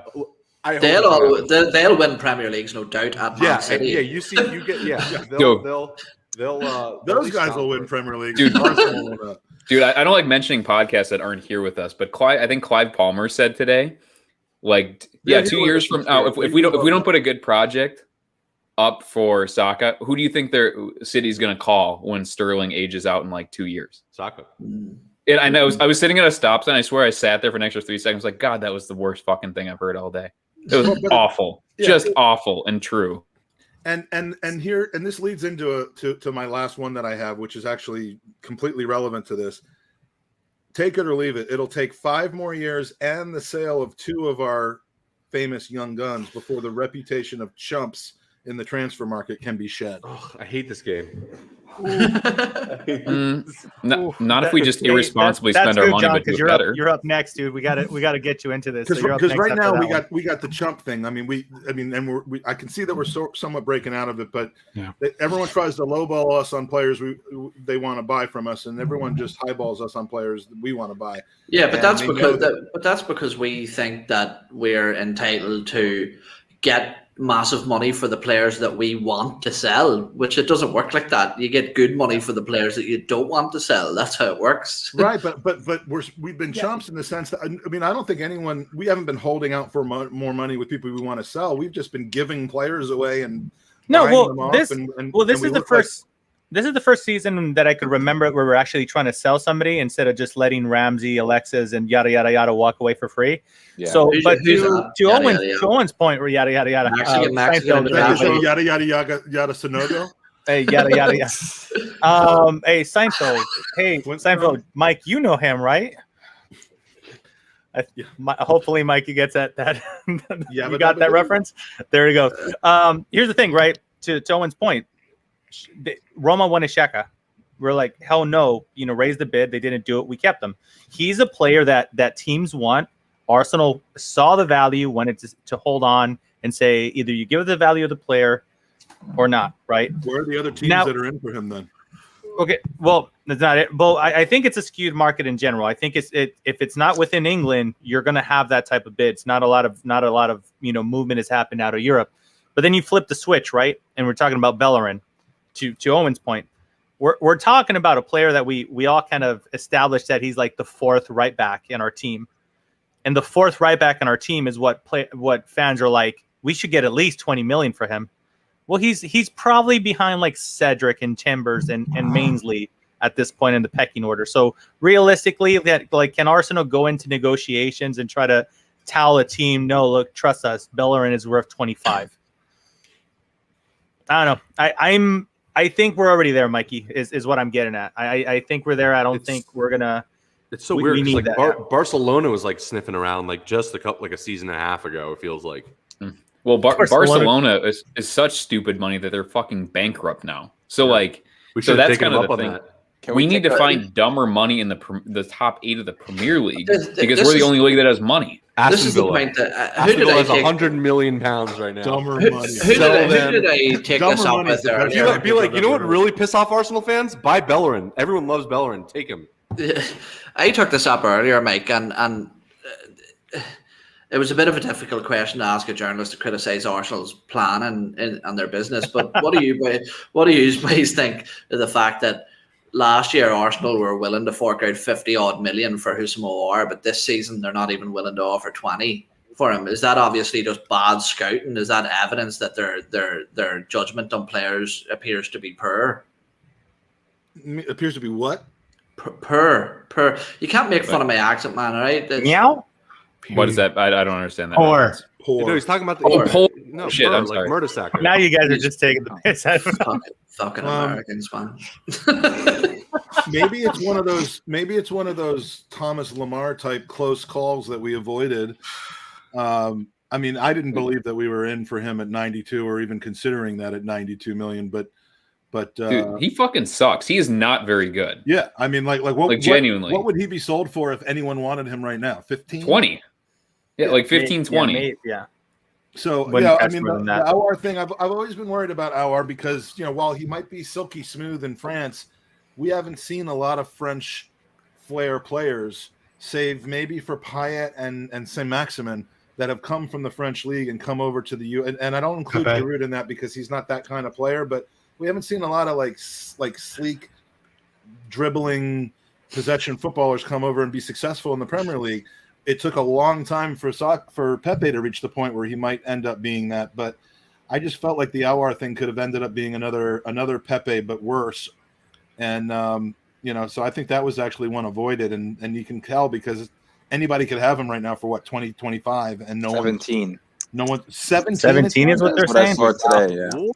He Wait, needs to we're disown his talking about brother, transfer man. valuation. I'll take him for not Sigurdsson. 17. Why are we not doing that? This is like Well- this is like when you see like a big screen television go down to like $200, and you're like, well, if it's $200, it must really suck. I'm not going to buy it. Yeah, But, that's like, a good point. But there's a lot smarter clubs in England, certainly, and across the continent that should be buying that. So what the fuck is? Yeah, Mike, what is wrong with him? Like, well, I know you have to pay his brother about $75 million in an agent fee for some reason. Probably just answered your own question. Yeah, there you go. But like its brother is just like shitting in the deal. Like you get in the conference room, he just takes like what movie? There was like a teen movie in the U.S. a while ago. It's like somebody just like takes a shit in a garbage can in the middle of his college That's interview. Van Wilder. Yeah, Van Wilder. Like his brother does that every time he gets into a conference room with him or something. That was the Gooners Podcast episode 6.03 as well. Shout out to Giannis, who I'm convinced is now chatting with us live while he sleeps. If we're going based on all the previous times he said goodnight to us. John, you want to give us one, dude? Take it or leave it. Do I have to like come up with one? Yeah, go for it. For you to give us one, you would have to come up with it. He said, All right, take it or leave it. Arteta leaves in January, and we rehire Arsene Wenger. Leave it. Leave it. Jesus, I don't he's know. 100.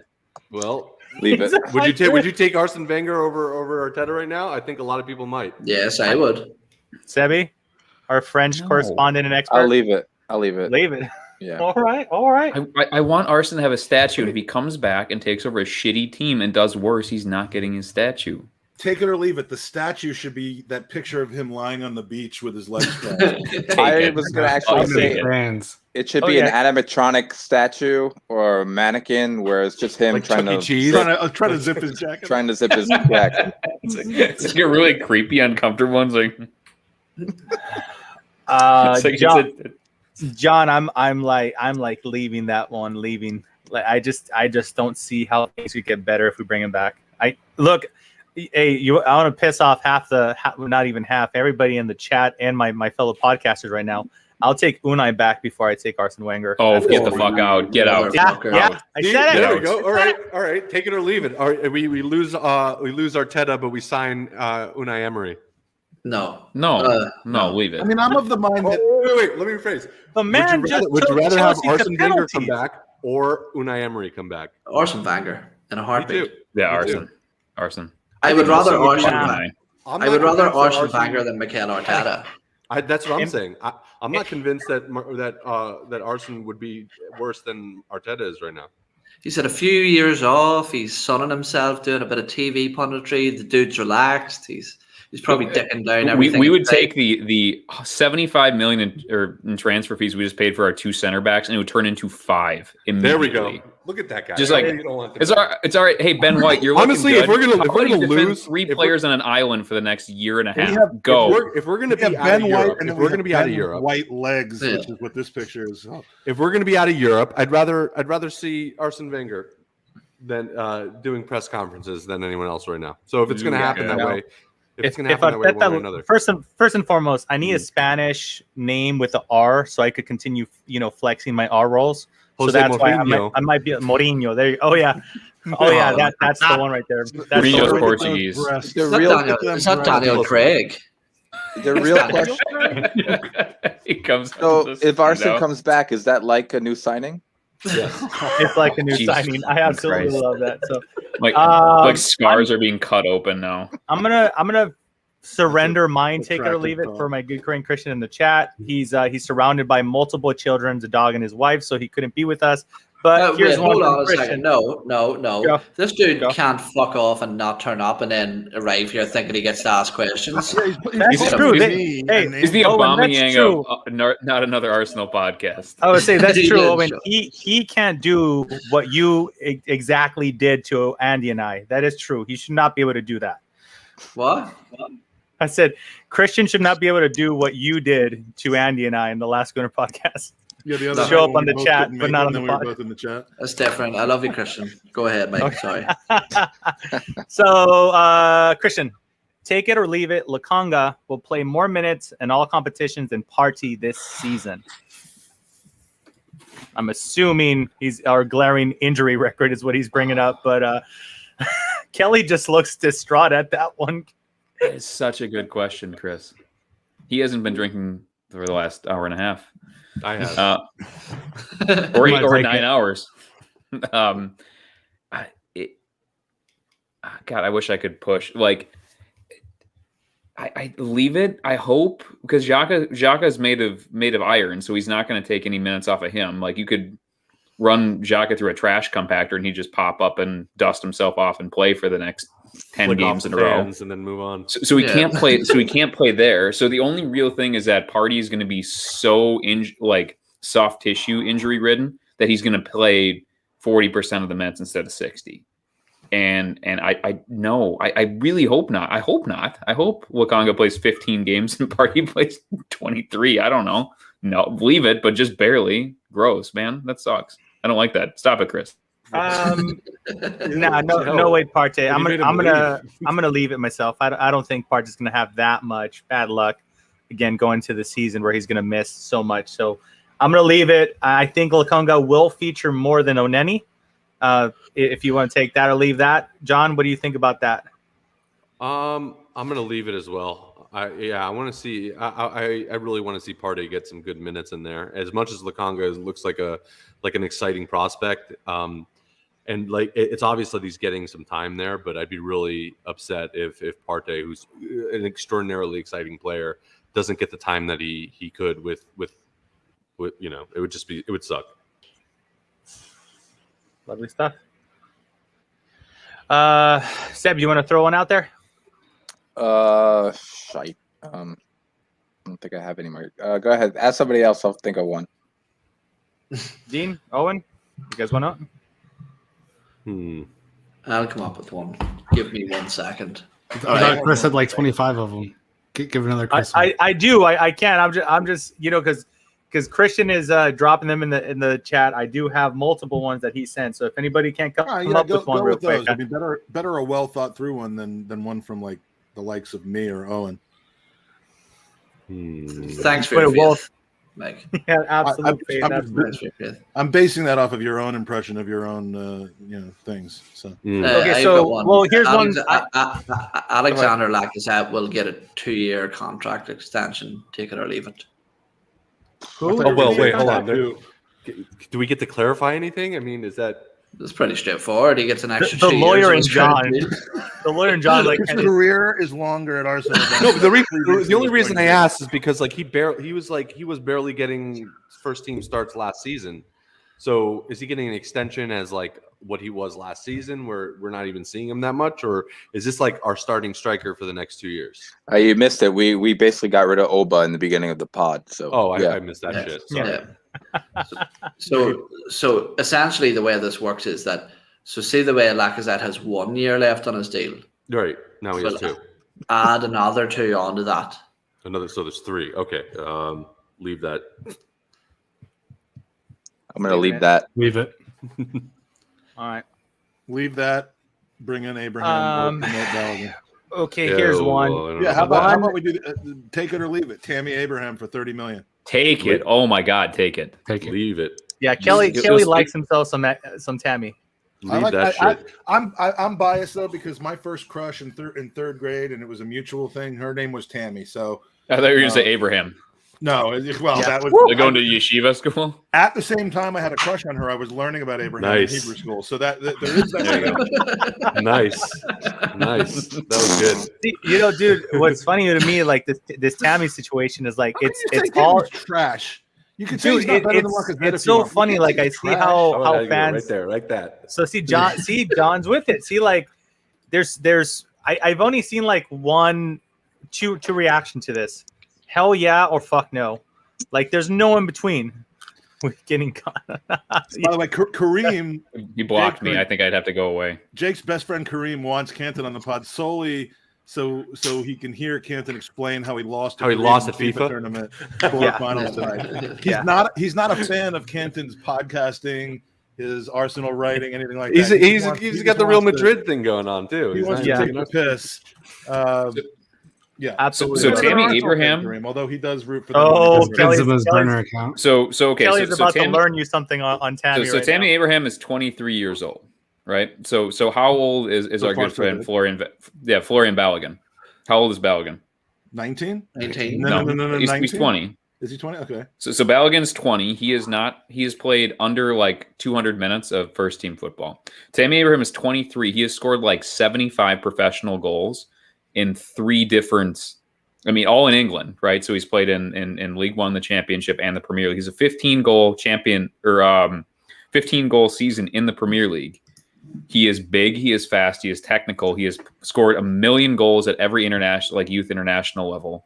That is, if you can buy that guy, who fits the age profile of all of our other younger players perfectly, who can score different types of goals and is technically, it is idiotic to not buy him. We should be going with and his head. He can hold the ball up. Maybe not like Lacazette yet, but he's 7 out of 10 at everything, and he's a perfect physical specimen for being a center forward in the Premier League, and he's proved it at he's gotten the shit kicked out of him at every level.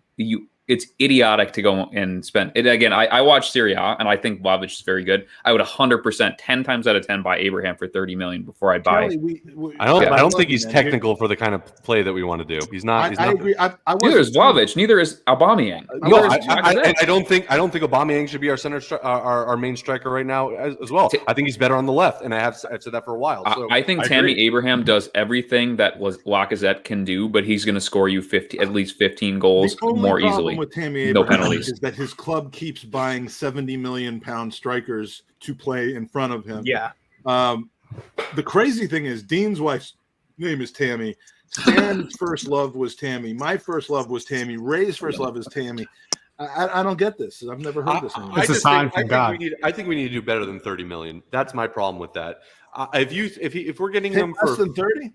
Yeah, I think that he's surplus to requirements there. If we listen, part of this comes down to our inability to actually make these deals for but players that are too. We're not bidding against no one in this case. Yeah. Who's bidding for him right now? Jose. Yeah, Roma was bidding 34 or 35 for him. But he doesn't want to go there. He doesn't want to but go. That's where fucking 30-year-old washouts go to mid-table Serie. Like Tammy Abraham does not want to go and take a pay decrease to go and fuck around for the 18 months that Jose Mourinho is going to be in Roma. If he goes to Roma, he wants to go there for 1 year. He wants to score 30 goals, be really, really good, and come back for 60 million to somebody. He's going there to audition. He's not going there to stay. Yeah, he's not going to want it. So I think we're more of an attractive option. Why don't we just buy him instead of paying 55 million for Tammy Abraham after he scores 25 goals and has 10 assists in Serie A? Why don't we just buy him now? Yeah, 100%. I don't know. See what happens. You get timestamp. Like, I'm serious. Like, he's gonna go there. He's gonna score 20 goals. He's gonna look like one of the best players in the league. And then we Arsenal will go and pay 50 million for him next year when we could have just bought him for 30 or this we'll year. just not get him, and someone and a team that's in our that's competing. Aston Villa will get him, and then all the Arsenal fans will say Villa will get him for 5. Yeah. Because Emmy will somehow have a relationship with him, and we'll convince him to come over. Here's one. I got one for you. Bernardo Silva over James Maddison or Martin Odegaard. Yeah, I want Martin. Yeah, take it. Yeah, I'm surprised. I'll take that too. And I really like Odegaard. I just think Bernardo Silva, having worked with Arteta before and played in the league substantially more than Odegaard. And he's at a prime year as well. He's not old. What is he, like 24, 25, something like that, more or less. So, I'm all in Bernardo Silva. And I saw like one random report saying that we were like in talks, and I'm like, okay, ITK. It wasn't the gerbil, so I can't really. I've seen a few things saying informal talks because it just kind of makes sense when you see the guy who's probably getting pushed out by the shiny new signing, and then and all of a sudden that's one of those things that would make sense. The Mahrez thing would also make sense, but I don't think there's anything to that. Soph certainly likes it. Soph's all in. What was in? Yeah. Odegaard, I get it. I really like Odegaard, and I liked him when Real Madrid signed him, I distinctly remember going, why don't we ever get these kind of like wonder kids like at Arsenal? We used to, like we had Cess, and I guess now we do. We have Osaka and everything, but we had to grow them up. We didn't like none of these kids wanted to come play for us. So I remember that distinctly. So I rate Odegaard, but I mean Bernardo Silva is just class. Okay, got one. Trippier, take it or leave it. Look at the face that Kelly is making right now. Kelly doesn't go half in on anything. No. It's full You know bore. when you do those surveys where it's like strongly agree. Yeah. And then You're all strongly agree or disagree. I'm like a Yeah, but look, guy. that's better You're a than 1 and a 5 guy. no. That's better than the two Mikes. You two guys have fucking splinters so far lodged up your ass from sitting on the fence on every subject. I am a fence sitter, man. I'll proudly admit to, well, not proudly, but I will admit to that. I mean, it's I like to wait. You look like fucking hedgehogs. I won't be proud about it, but yes, I do that a lot. So take it or leave it. Either Saka or Smith Rowe will be a one man player, one club player. I think they're going to stick around longer than most people think. I know, Dean, we're clubbing you to death with our opinions. Dean, jump in. I mean, that's I'll take it. territory. Dean, jump in. Dean. I wasn't listening. I was typing. I'm sorry. What was the He wasn't listening. You tried. You tweeted out for me. Kelly cut off John. Yeah. To give it to Dean that wasn't listening. That's brilliant. Well, I was lost. What have you learned, Kelly? What have you learned? What have you learned, Kelly? John, what do you think?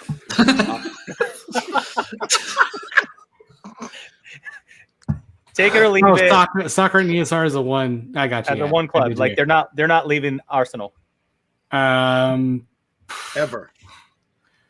I would like to take it, but I'm going to leave it because somebody's going to come in with a lot of money and offer it for Saka, definitely.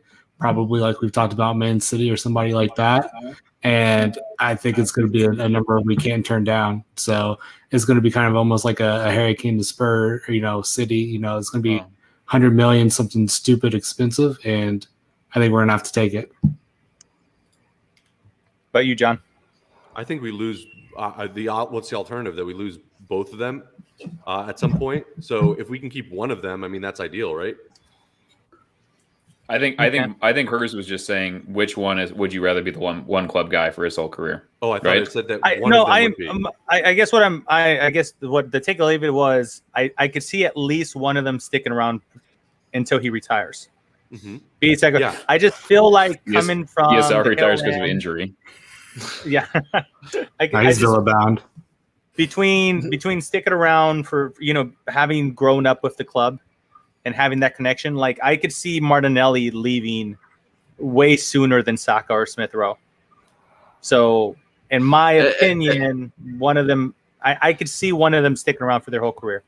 It's funny now though because football isn't like it used to be, and what you tend to see now, like Sophie put into the chat there, even Gerard came to LA Galaxy. And I think that's what's different about football now is that there's always that big money move at the end of your career where you go somewhere simply for the profit. Like Messi. Like China or Saudi Arabia or wherever the hell the money is. Bosnia. Serbia. Not Serbia though. Just don't piss Dean off. Don't go to Serbia. Yeah. No. So no, I can't see that. I'll leave. Yeah, John. In case you don't know, but Dean just hates Serbia. Absolutely hates. Not Serbia. Serbians. Like, that's even worse. Listen, he is not a fan of Herzegovina either. No. He's not a fan of the other one either. Kosovo all day. What happened? What happened with you in Mike Serbia? Herzegovina? I don't know. He just started like insulting them for no reason. It's all so many microaggressions we can't even handle. Yeah, it's a very delicate, subject.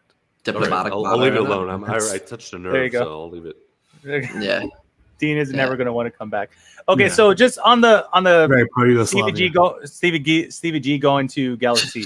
Stevie who? Stevie G going to the Galaxy. Is that Spanish?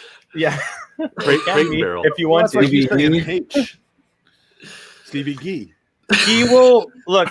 I am convinced that like Smith Rowe will be with us. Look, if you guys want to paint it into like he's 33, but his prime will be spent with Arsenal FC. That's what I am going to choose to believe. So, really suck for the next 5 years, though. I mean, wouldn't like I don't know. I mean, I don't think there's very many players in today's game that could say that about any team that they're, that players who come up in their teens or at 20.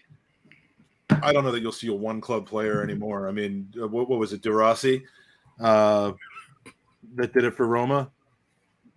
Yeah. Mikey. Oh no, well, I mean, again, right? Talking about one of those Juniors, players that leave in their prime, right? Because like he spent the whole career there, but then he went to Boca Junior.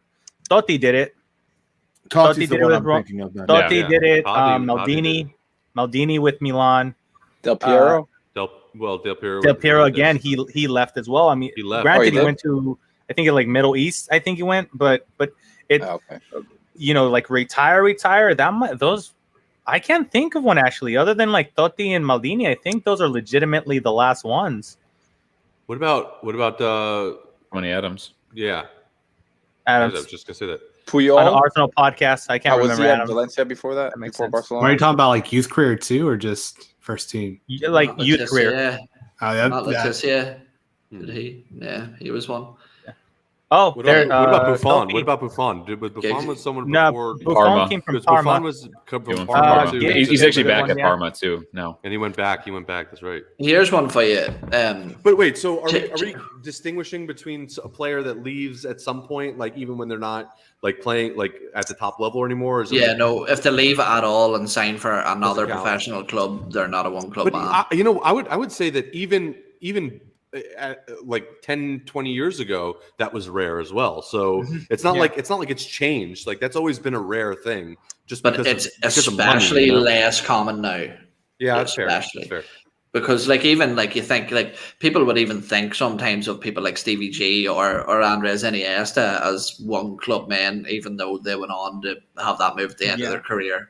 But here's one for you. Speaking of Andres Iniesta. Take it or leave it. La Liga is done as a top level league. Oh, Tom, are you listening? Take it. Take it. I mean, it was a feeder league before. Now it's going to be like a feeder to the feeder league. No. I'm not just saying that because of the Messi leaving thing. I'm talking about the financial implications of the pandemic and financial. Oh, you mean like the club is like the league is done? Not finished. It's not going to cease to exist. I mean, it's just as a top level league, it's just not going to be on the same as the Premier League or the Bundesliga or Serie A. I think that. I feel like but look at the Spanish national team, Mike. It's went so far downhill in the past decade. Feinberg, like the actual country is injecting money into the league, though, correct? Like they allowed the league to be purchased by like 10% or something. By like a multinational like equity fund, right? So like they're allowing like outside investors that will run it like a business. And I think he thought that had to do something with preventing the Super League.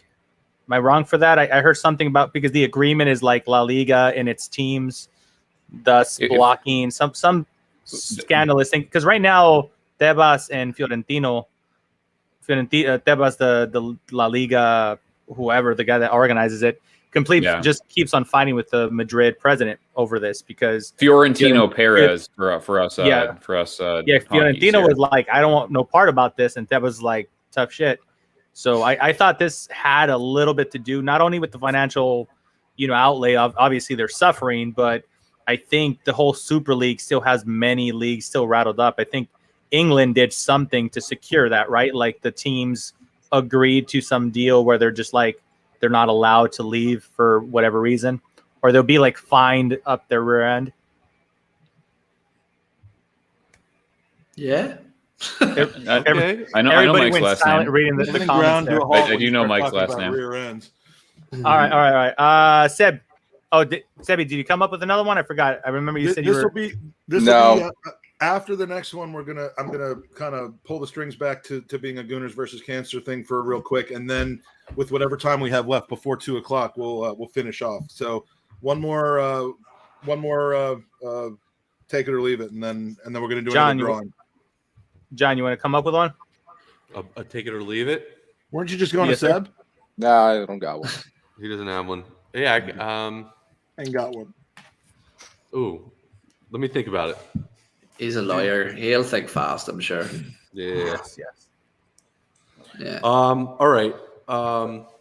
We sign. So Lacazette starts, but we sign Giroud again as a backup off the bench. I'll take it. I'll Me take too. it.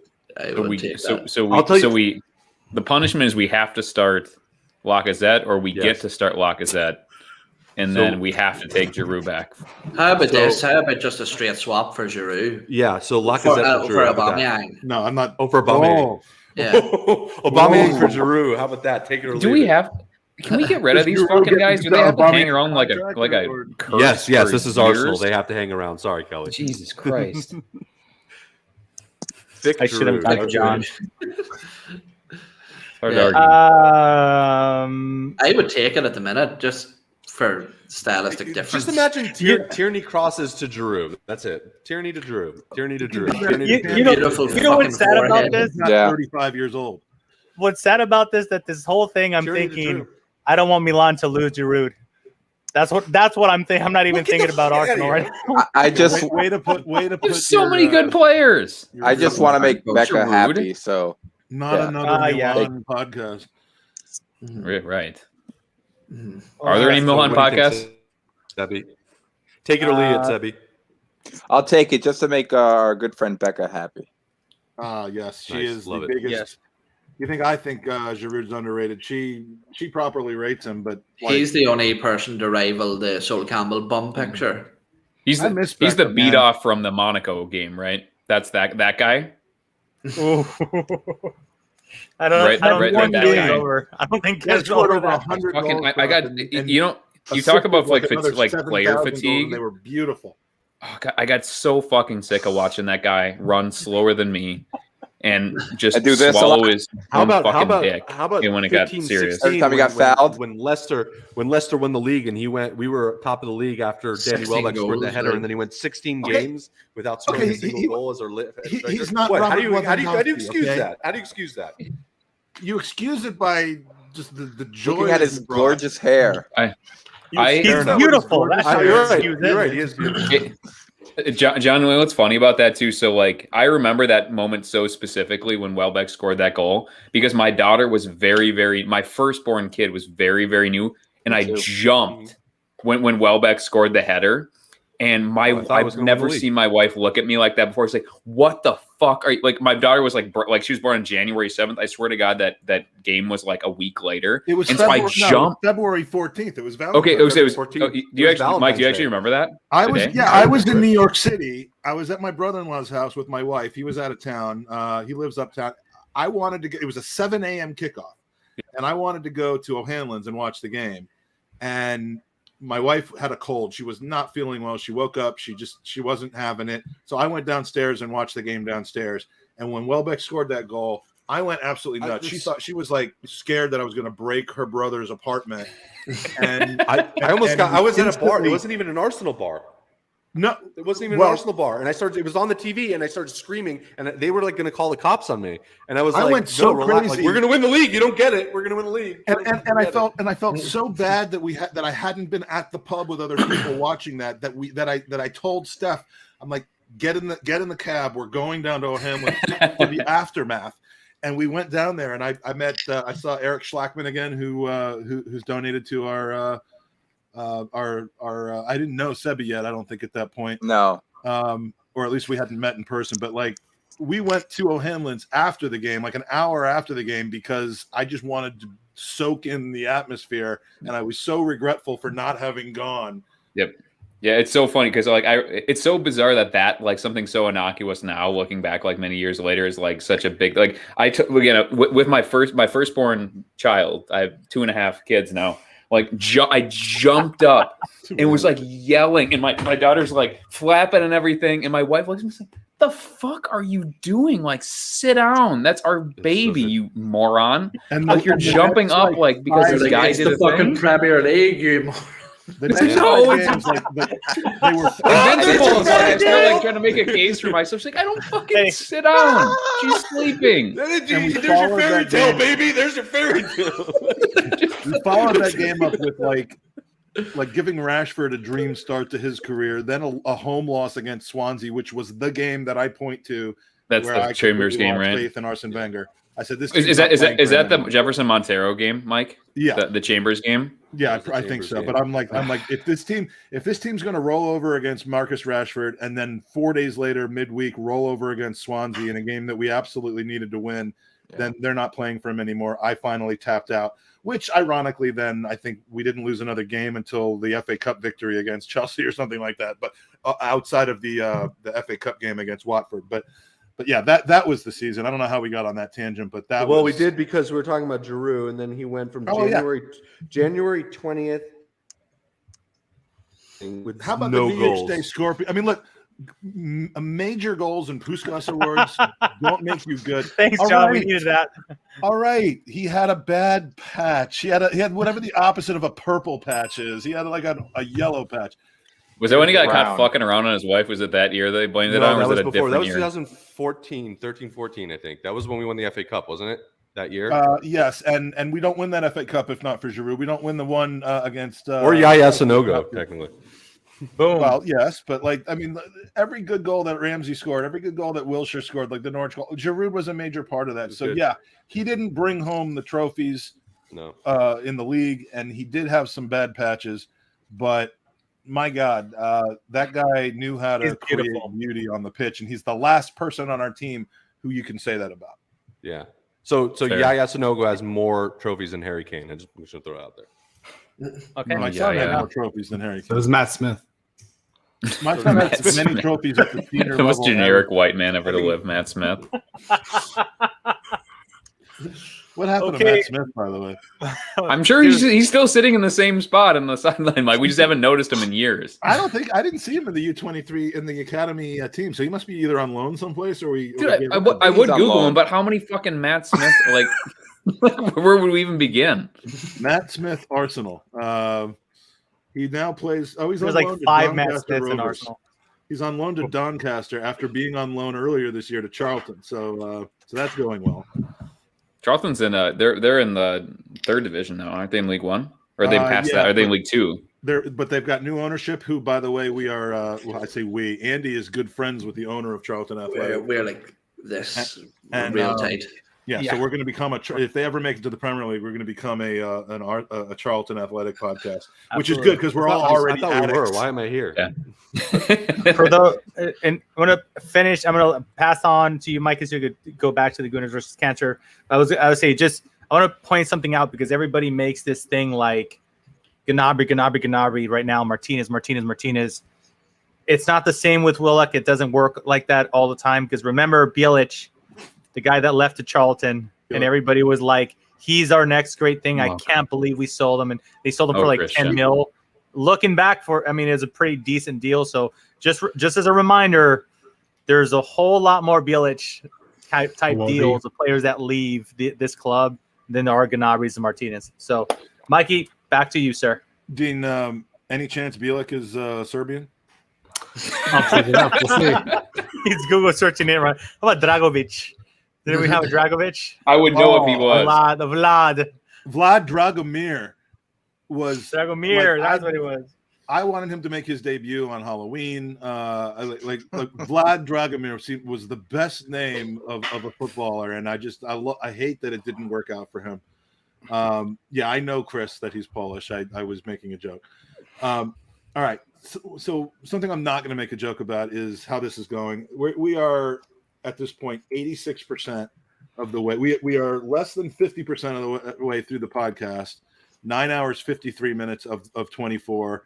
Owen, you've been here for the whole thing. You are an absolute champ. You've got one more hour in you, and then you're going to rest up until later.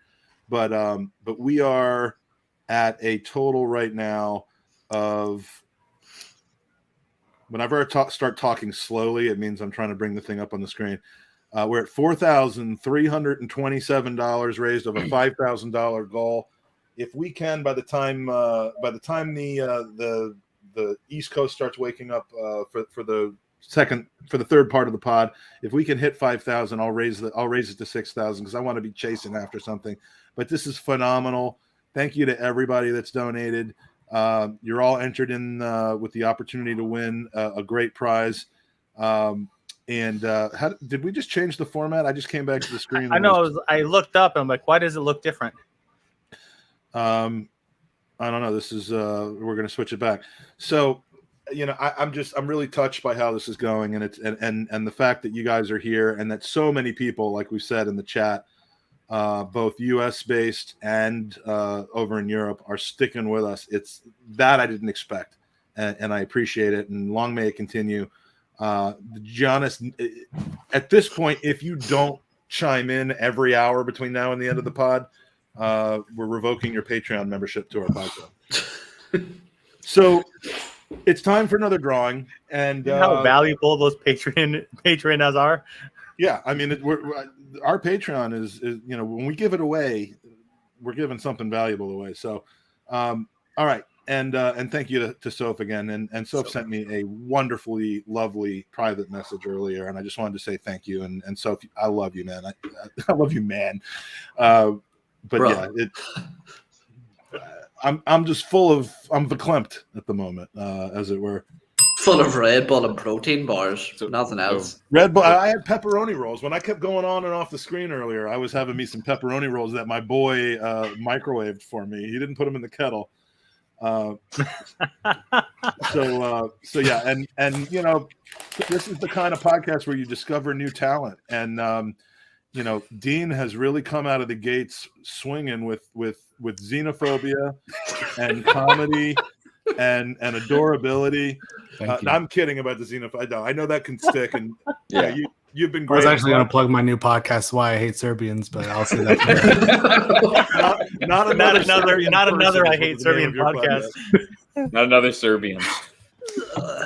Put the cancel sign on. Serbia. We love I just Serbia. checked on Twitter. Dean, why did you block me? Yeah, our top 5 countries that the people that listen to us are the U.S., the UK, Ireland, Nigeria, and Serbia. Not anymore. But not anymore. I think No. it's just been replaced with. You see Dean just get hauled off by the ankles.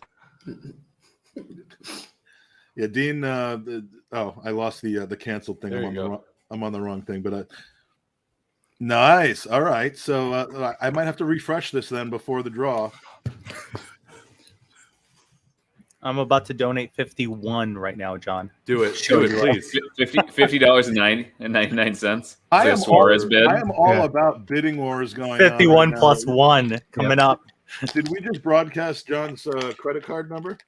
No. I took a screenshot, Mike. I'm sure we can hit our goal if we just put your credit card number out there. You probably got like a 40,000 limit on that thing.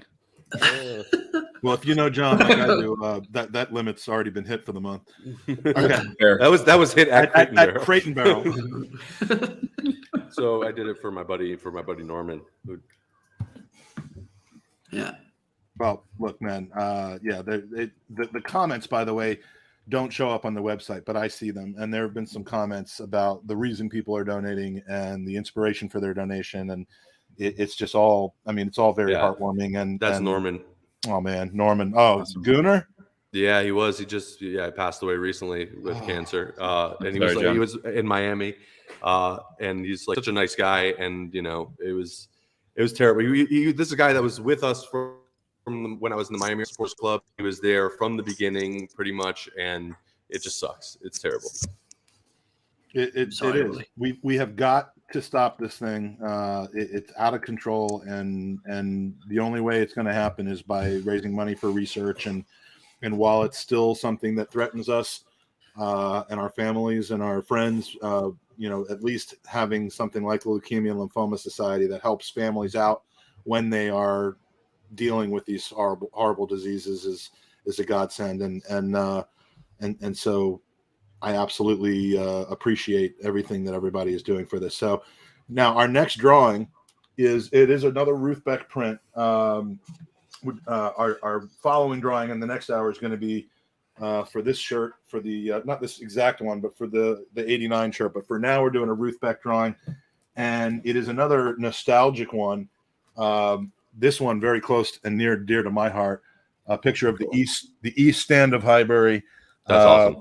The old East Stand back when there was still a box office there and gates that I used to pass through on my way to the North Bank. So this is the wrong side of the East Stand. though. I didn't go through these doors. I went through the ones that were kind of down here, but that was back when I fit through turnstiles.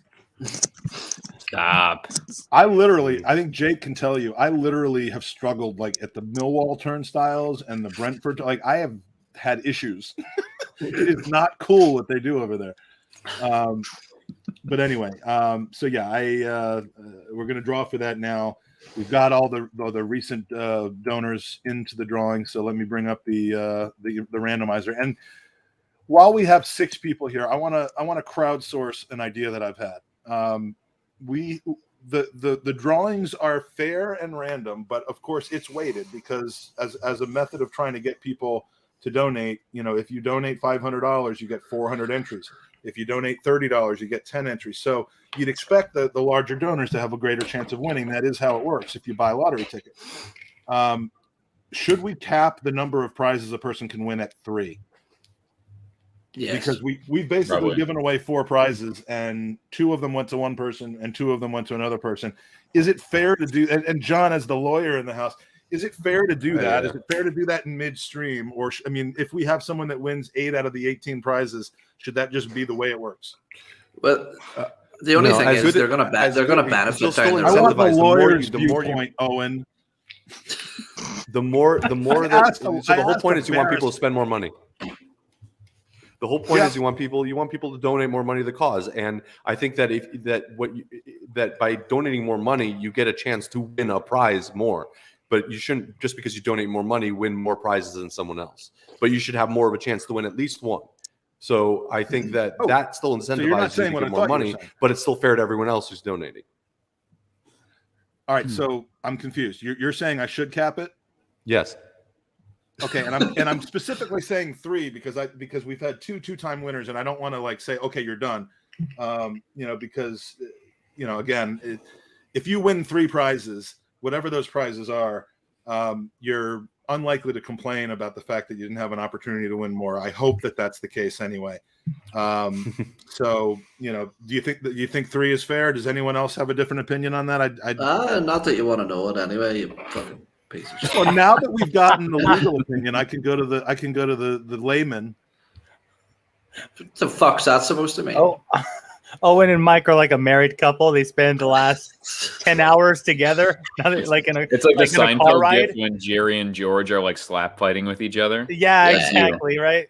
No, Mike, I think you're spot on, man. I think Mike, did you just win your own prize? Any more than 3 is a bit excessive. No, that's not what that means. And then they're still going to benefit from those donations down the road in the main raffle as well, Mike. So that's a great point. That's a great point. If you're Kushar Ashar or if you're Steve Manios and you win 3 prizes and you're maxed out of getting any of the ones at the end, you are still those entries do go to the final the raffle that's going to be going on. I just came out with a corollary to this. This is going to be a clip that is going to be played in courts all over the world. It's going to be played for Interpol and the what's the European court that's in Switzerland? The Hague. The Hague. Okay. Netherlands.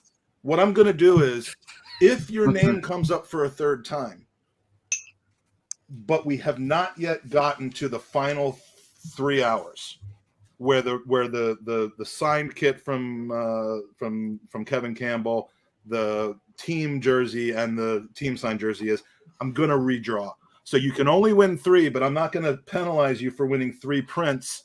Not that these prints aren't great, but I'm not going to penalize you because you donated a lot and your name came up early and often when we were doing mostly prints. Is that fair? That's a good idea. Okay, so if a name comes up for the 3rd time, we're going to throw it back because we want you to have a chance for your big donation to win a prize that most people would consider of higher value. So that's what we're going to do. We have the ruling, and that's that. So the drawing has been completed. Let's see the results of the Highbury East Stand Ruth Beck art print. Congratulations to Eric Schlackman. We were just talking about Eric. Eric has won the East Stand. Eric's somebody that I met in London. I met him in London. He's an American. He's from New York City. I met him in London when we were on a Arsenal America road trip, but he wasn't on that trip. He was just there for whatever reasons. Then I ran into him outside Selhurst Park when we went to a game there. Then I saw him in New York. So I keep running into this guy, and the next time I'm just going to carry this with me everywhere I go because it'll probably get to him quicker than if I mail it. But Eric, congratulations on the print. Thank you for your very generous donation. And it's funny, I knew when I brought you up with that Leicester City story that you were going to end up somehow winning a prize. So, fellas, we are now into our, 11th hour. It's been a 2-hour episode of Not Another Arsenal podcast that I told Mike he would host, and then I've probably bullied him out of that position. I'm sorry. No, you did what you do. You do what you do best, Mikey. I said I wouldn't do that on the podcast though because we're trying not to get canceled. That's exactly what I'm talking about, Mikey. You do what you do best. Deeply racist. Deeply. You don't win, John. All right, so I'm going to go about I'm going to do the whole sign off thing, and John, I'm glad you came back because that throbbing view of your face that happens when you're on audio on StreamYard was mildly disturbing. I prefer the real throbbing of view of your face. I've been throbbing for the last hour, so we're good. Well, so this is John post Crate and Barrel, and where can we find you besides Crate and Barrel? At 305 Cast on Twitter. Are you going to change it to 312 Cast? I feel weird doing that. Yeah, don't do that. I feel dirty doing that. What's the other one in Chicago? There's a bunch, but yeah, 312 is the big one. You nailed the big one. That's the OG. OG area code in Chicago. Yeah. All right. Well, follow, and you're going to do how many podcasts this year? Yep. Yes. Yes. Dean. At the Chug 31, we haven't seen you chug anything, unlike Eoin. Other than Serbian energy drinks, but right, yeah, dude, it's been great having you on for the entire 2 hours. Thanks for coming on. I poked fun at you earlier for like reacting to our 30 guests by pointing out that you get 6 straight hours of Mikey and Eoin and Kelly and F. Alan Smith, I guess, was your point. But no, it's never coming back to this. And look, if we can get people to tune in for this, just imagine what the numbers are going to be when we have real guests on. Exactly. No, Fair. Thank you for letting me join the screen and share some time with my idols, Mike and Kelly, and you can catch me and Mike at the Home Depot together.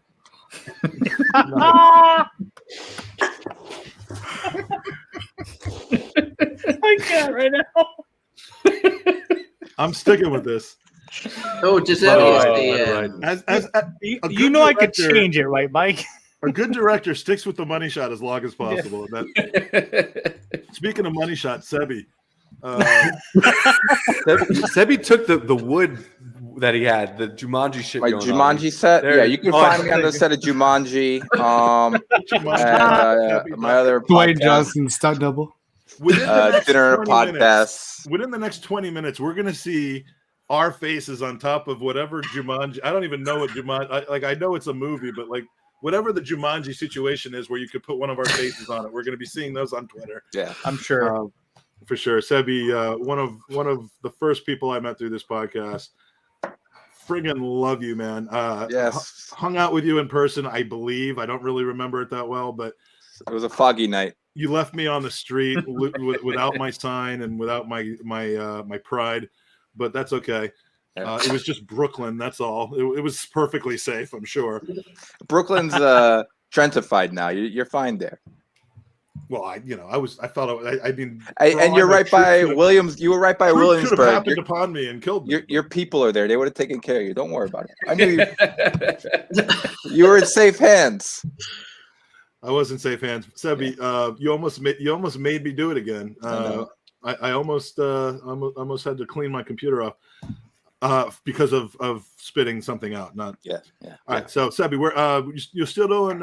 This is bad because I haven't listened to it in years. Although it should be Dinner podcast. Dinner podcast. Yeah, I do a podcast, pop culture show with four of my best friends from high school. I have to get back into listening to that because when I started listening to it in 2016, I mean I think you weren't full time on it yet. They were probably 80 or 90 episodes in, and it was What's it called? Dinner and a podcast. It was still being done like at a diner, right? Like yeah.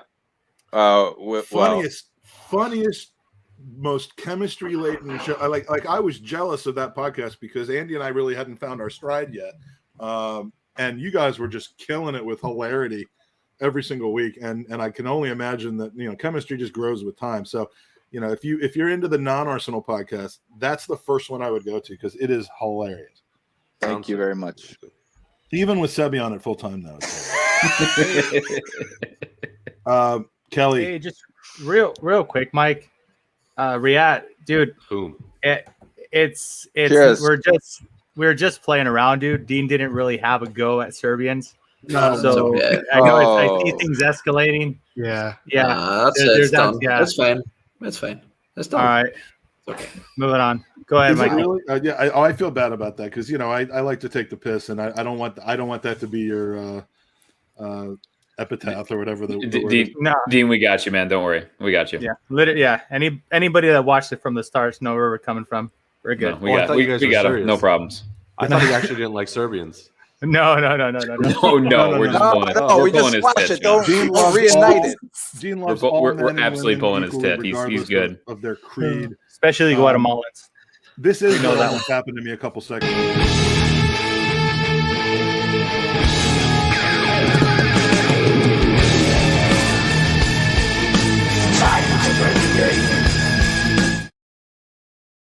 I love Owen's reaction to that. The cascading. Oh my God! Did that really just happen? Yeah. I've known of it's Savage jersey now.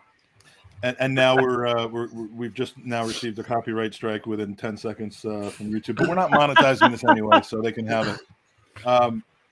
Kelly, I'm going to call you 5s and 1s from now on because on those surveys, man, you will never put a 2, 3, or 4, and you come strong with deeply unsatisfied or highly satisfied, one way or the other, and I love you for it. I'm a mercurial man, Mike. I appreciate you having me on to help a good cause. There's one thing that we love on this podcast, Kelly, and it's men who come strong.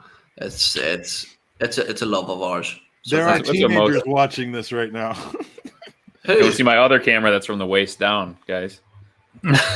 That's for adult OnlyFans. That's on the Patreon. We should do a podcast where there's like, instead of there just being 7 of us, there's 14 of us, but it's just like there's a top shot and a bottom shot, and you have to figure out who belongs to who. Have you guys checked out my OnlyFans? You couldn't pay me. We will now to buy your OnlyFans.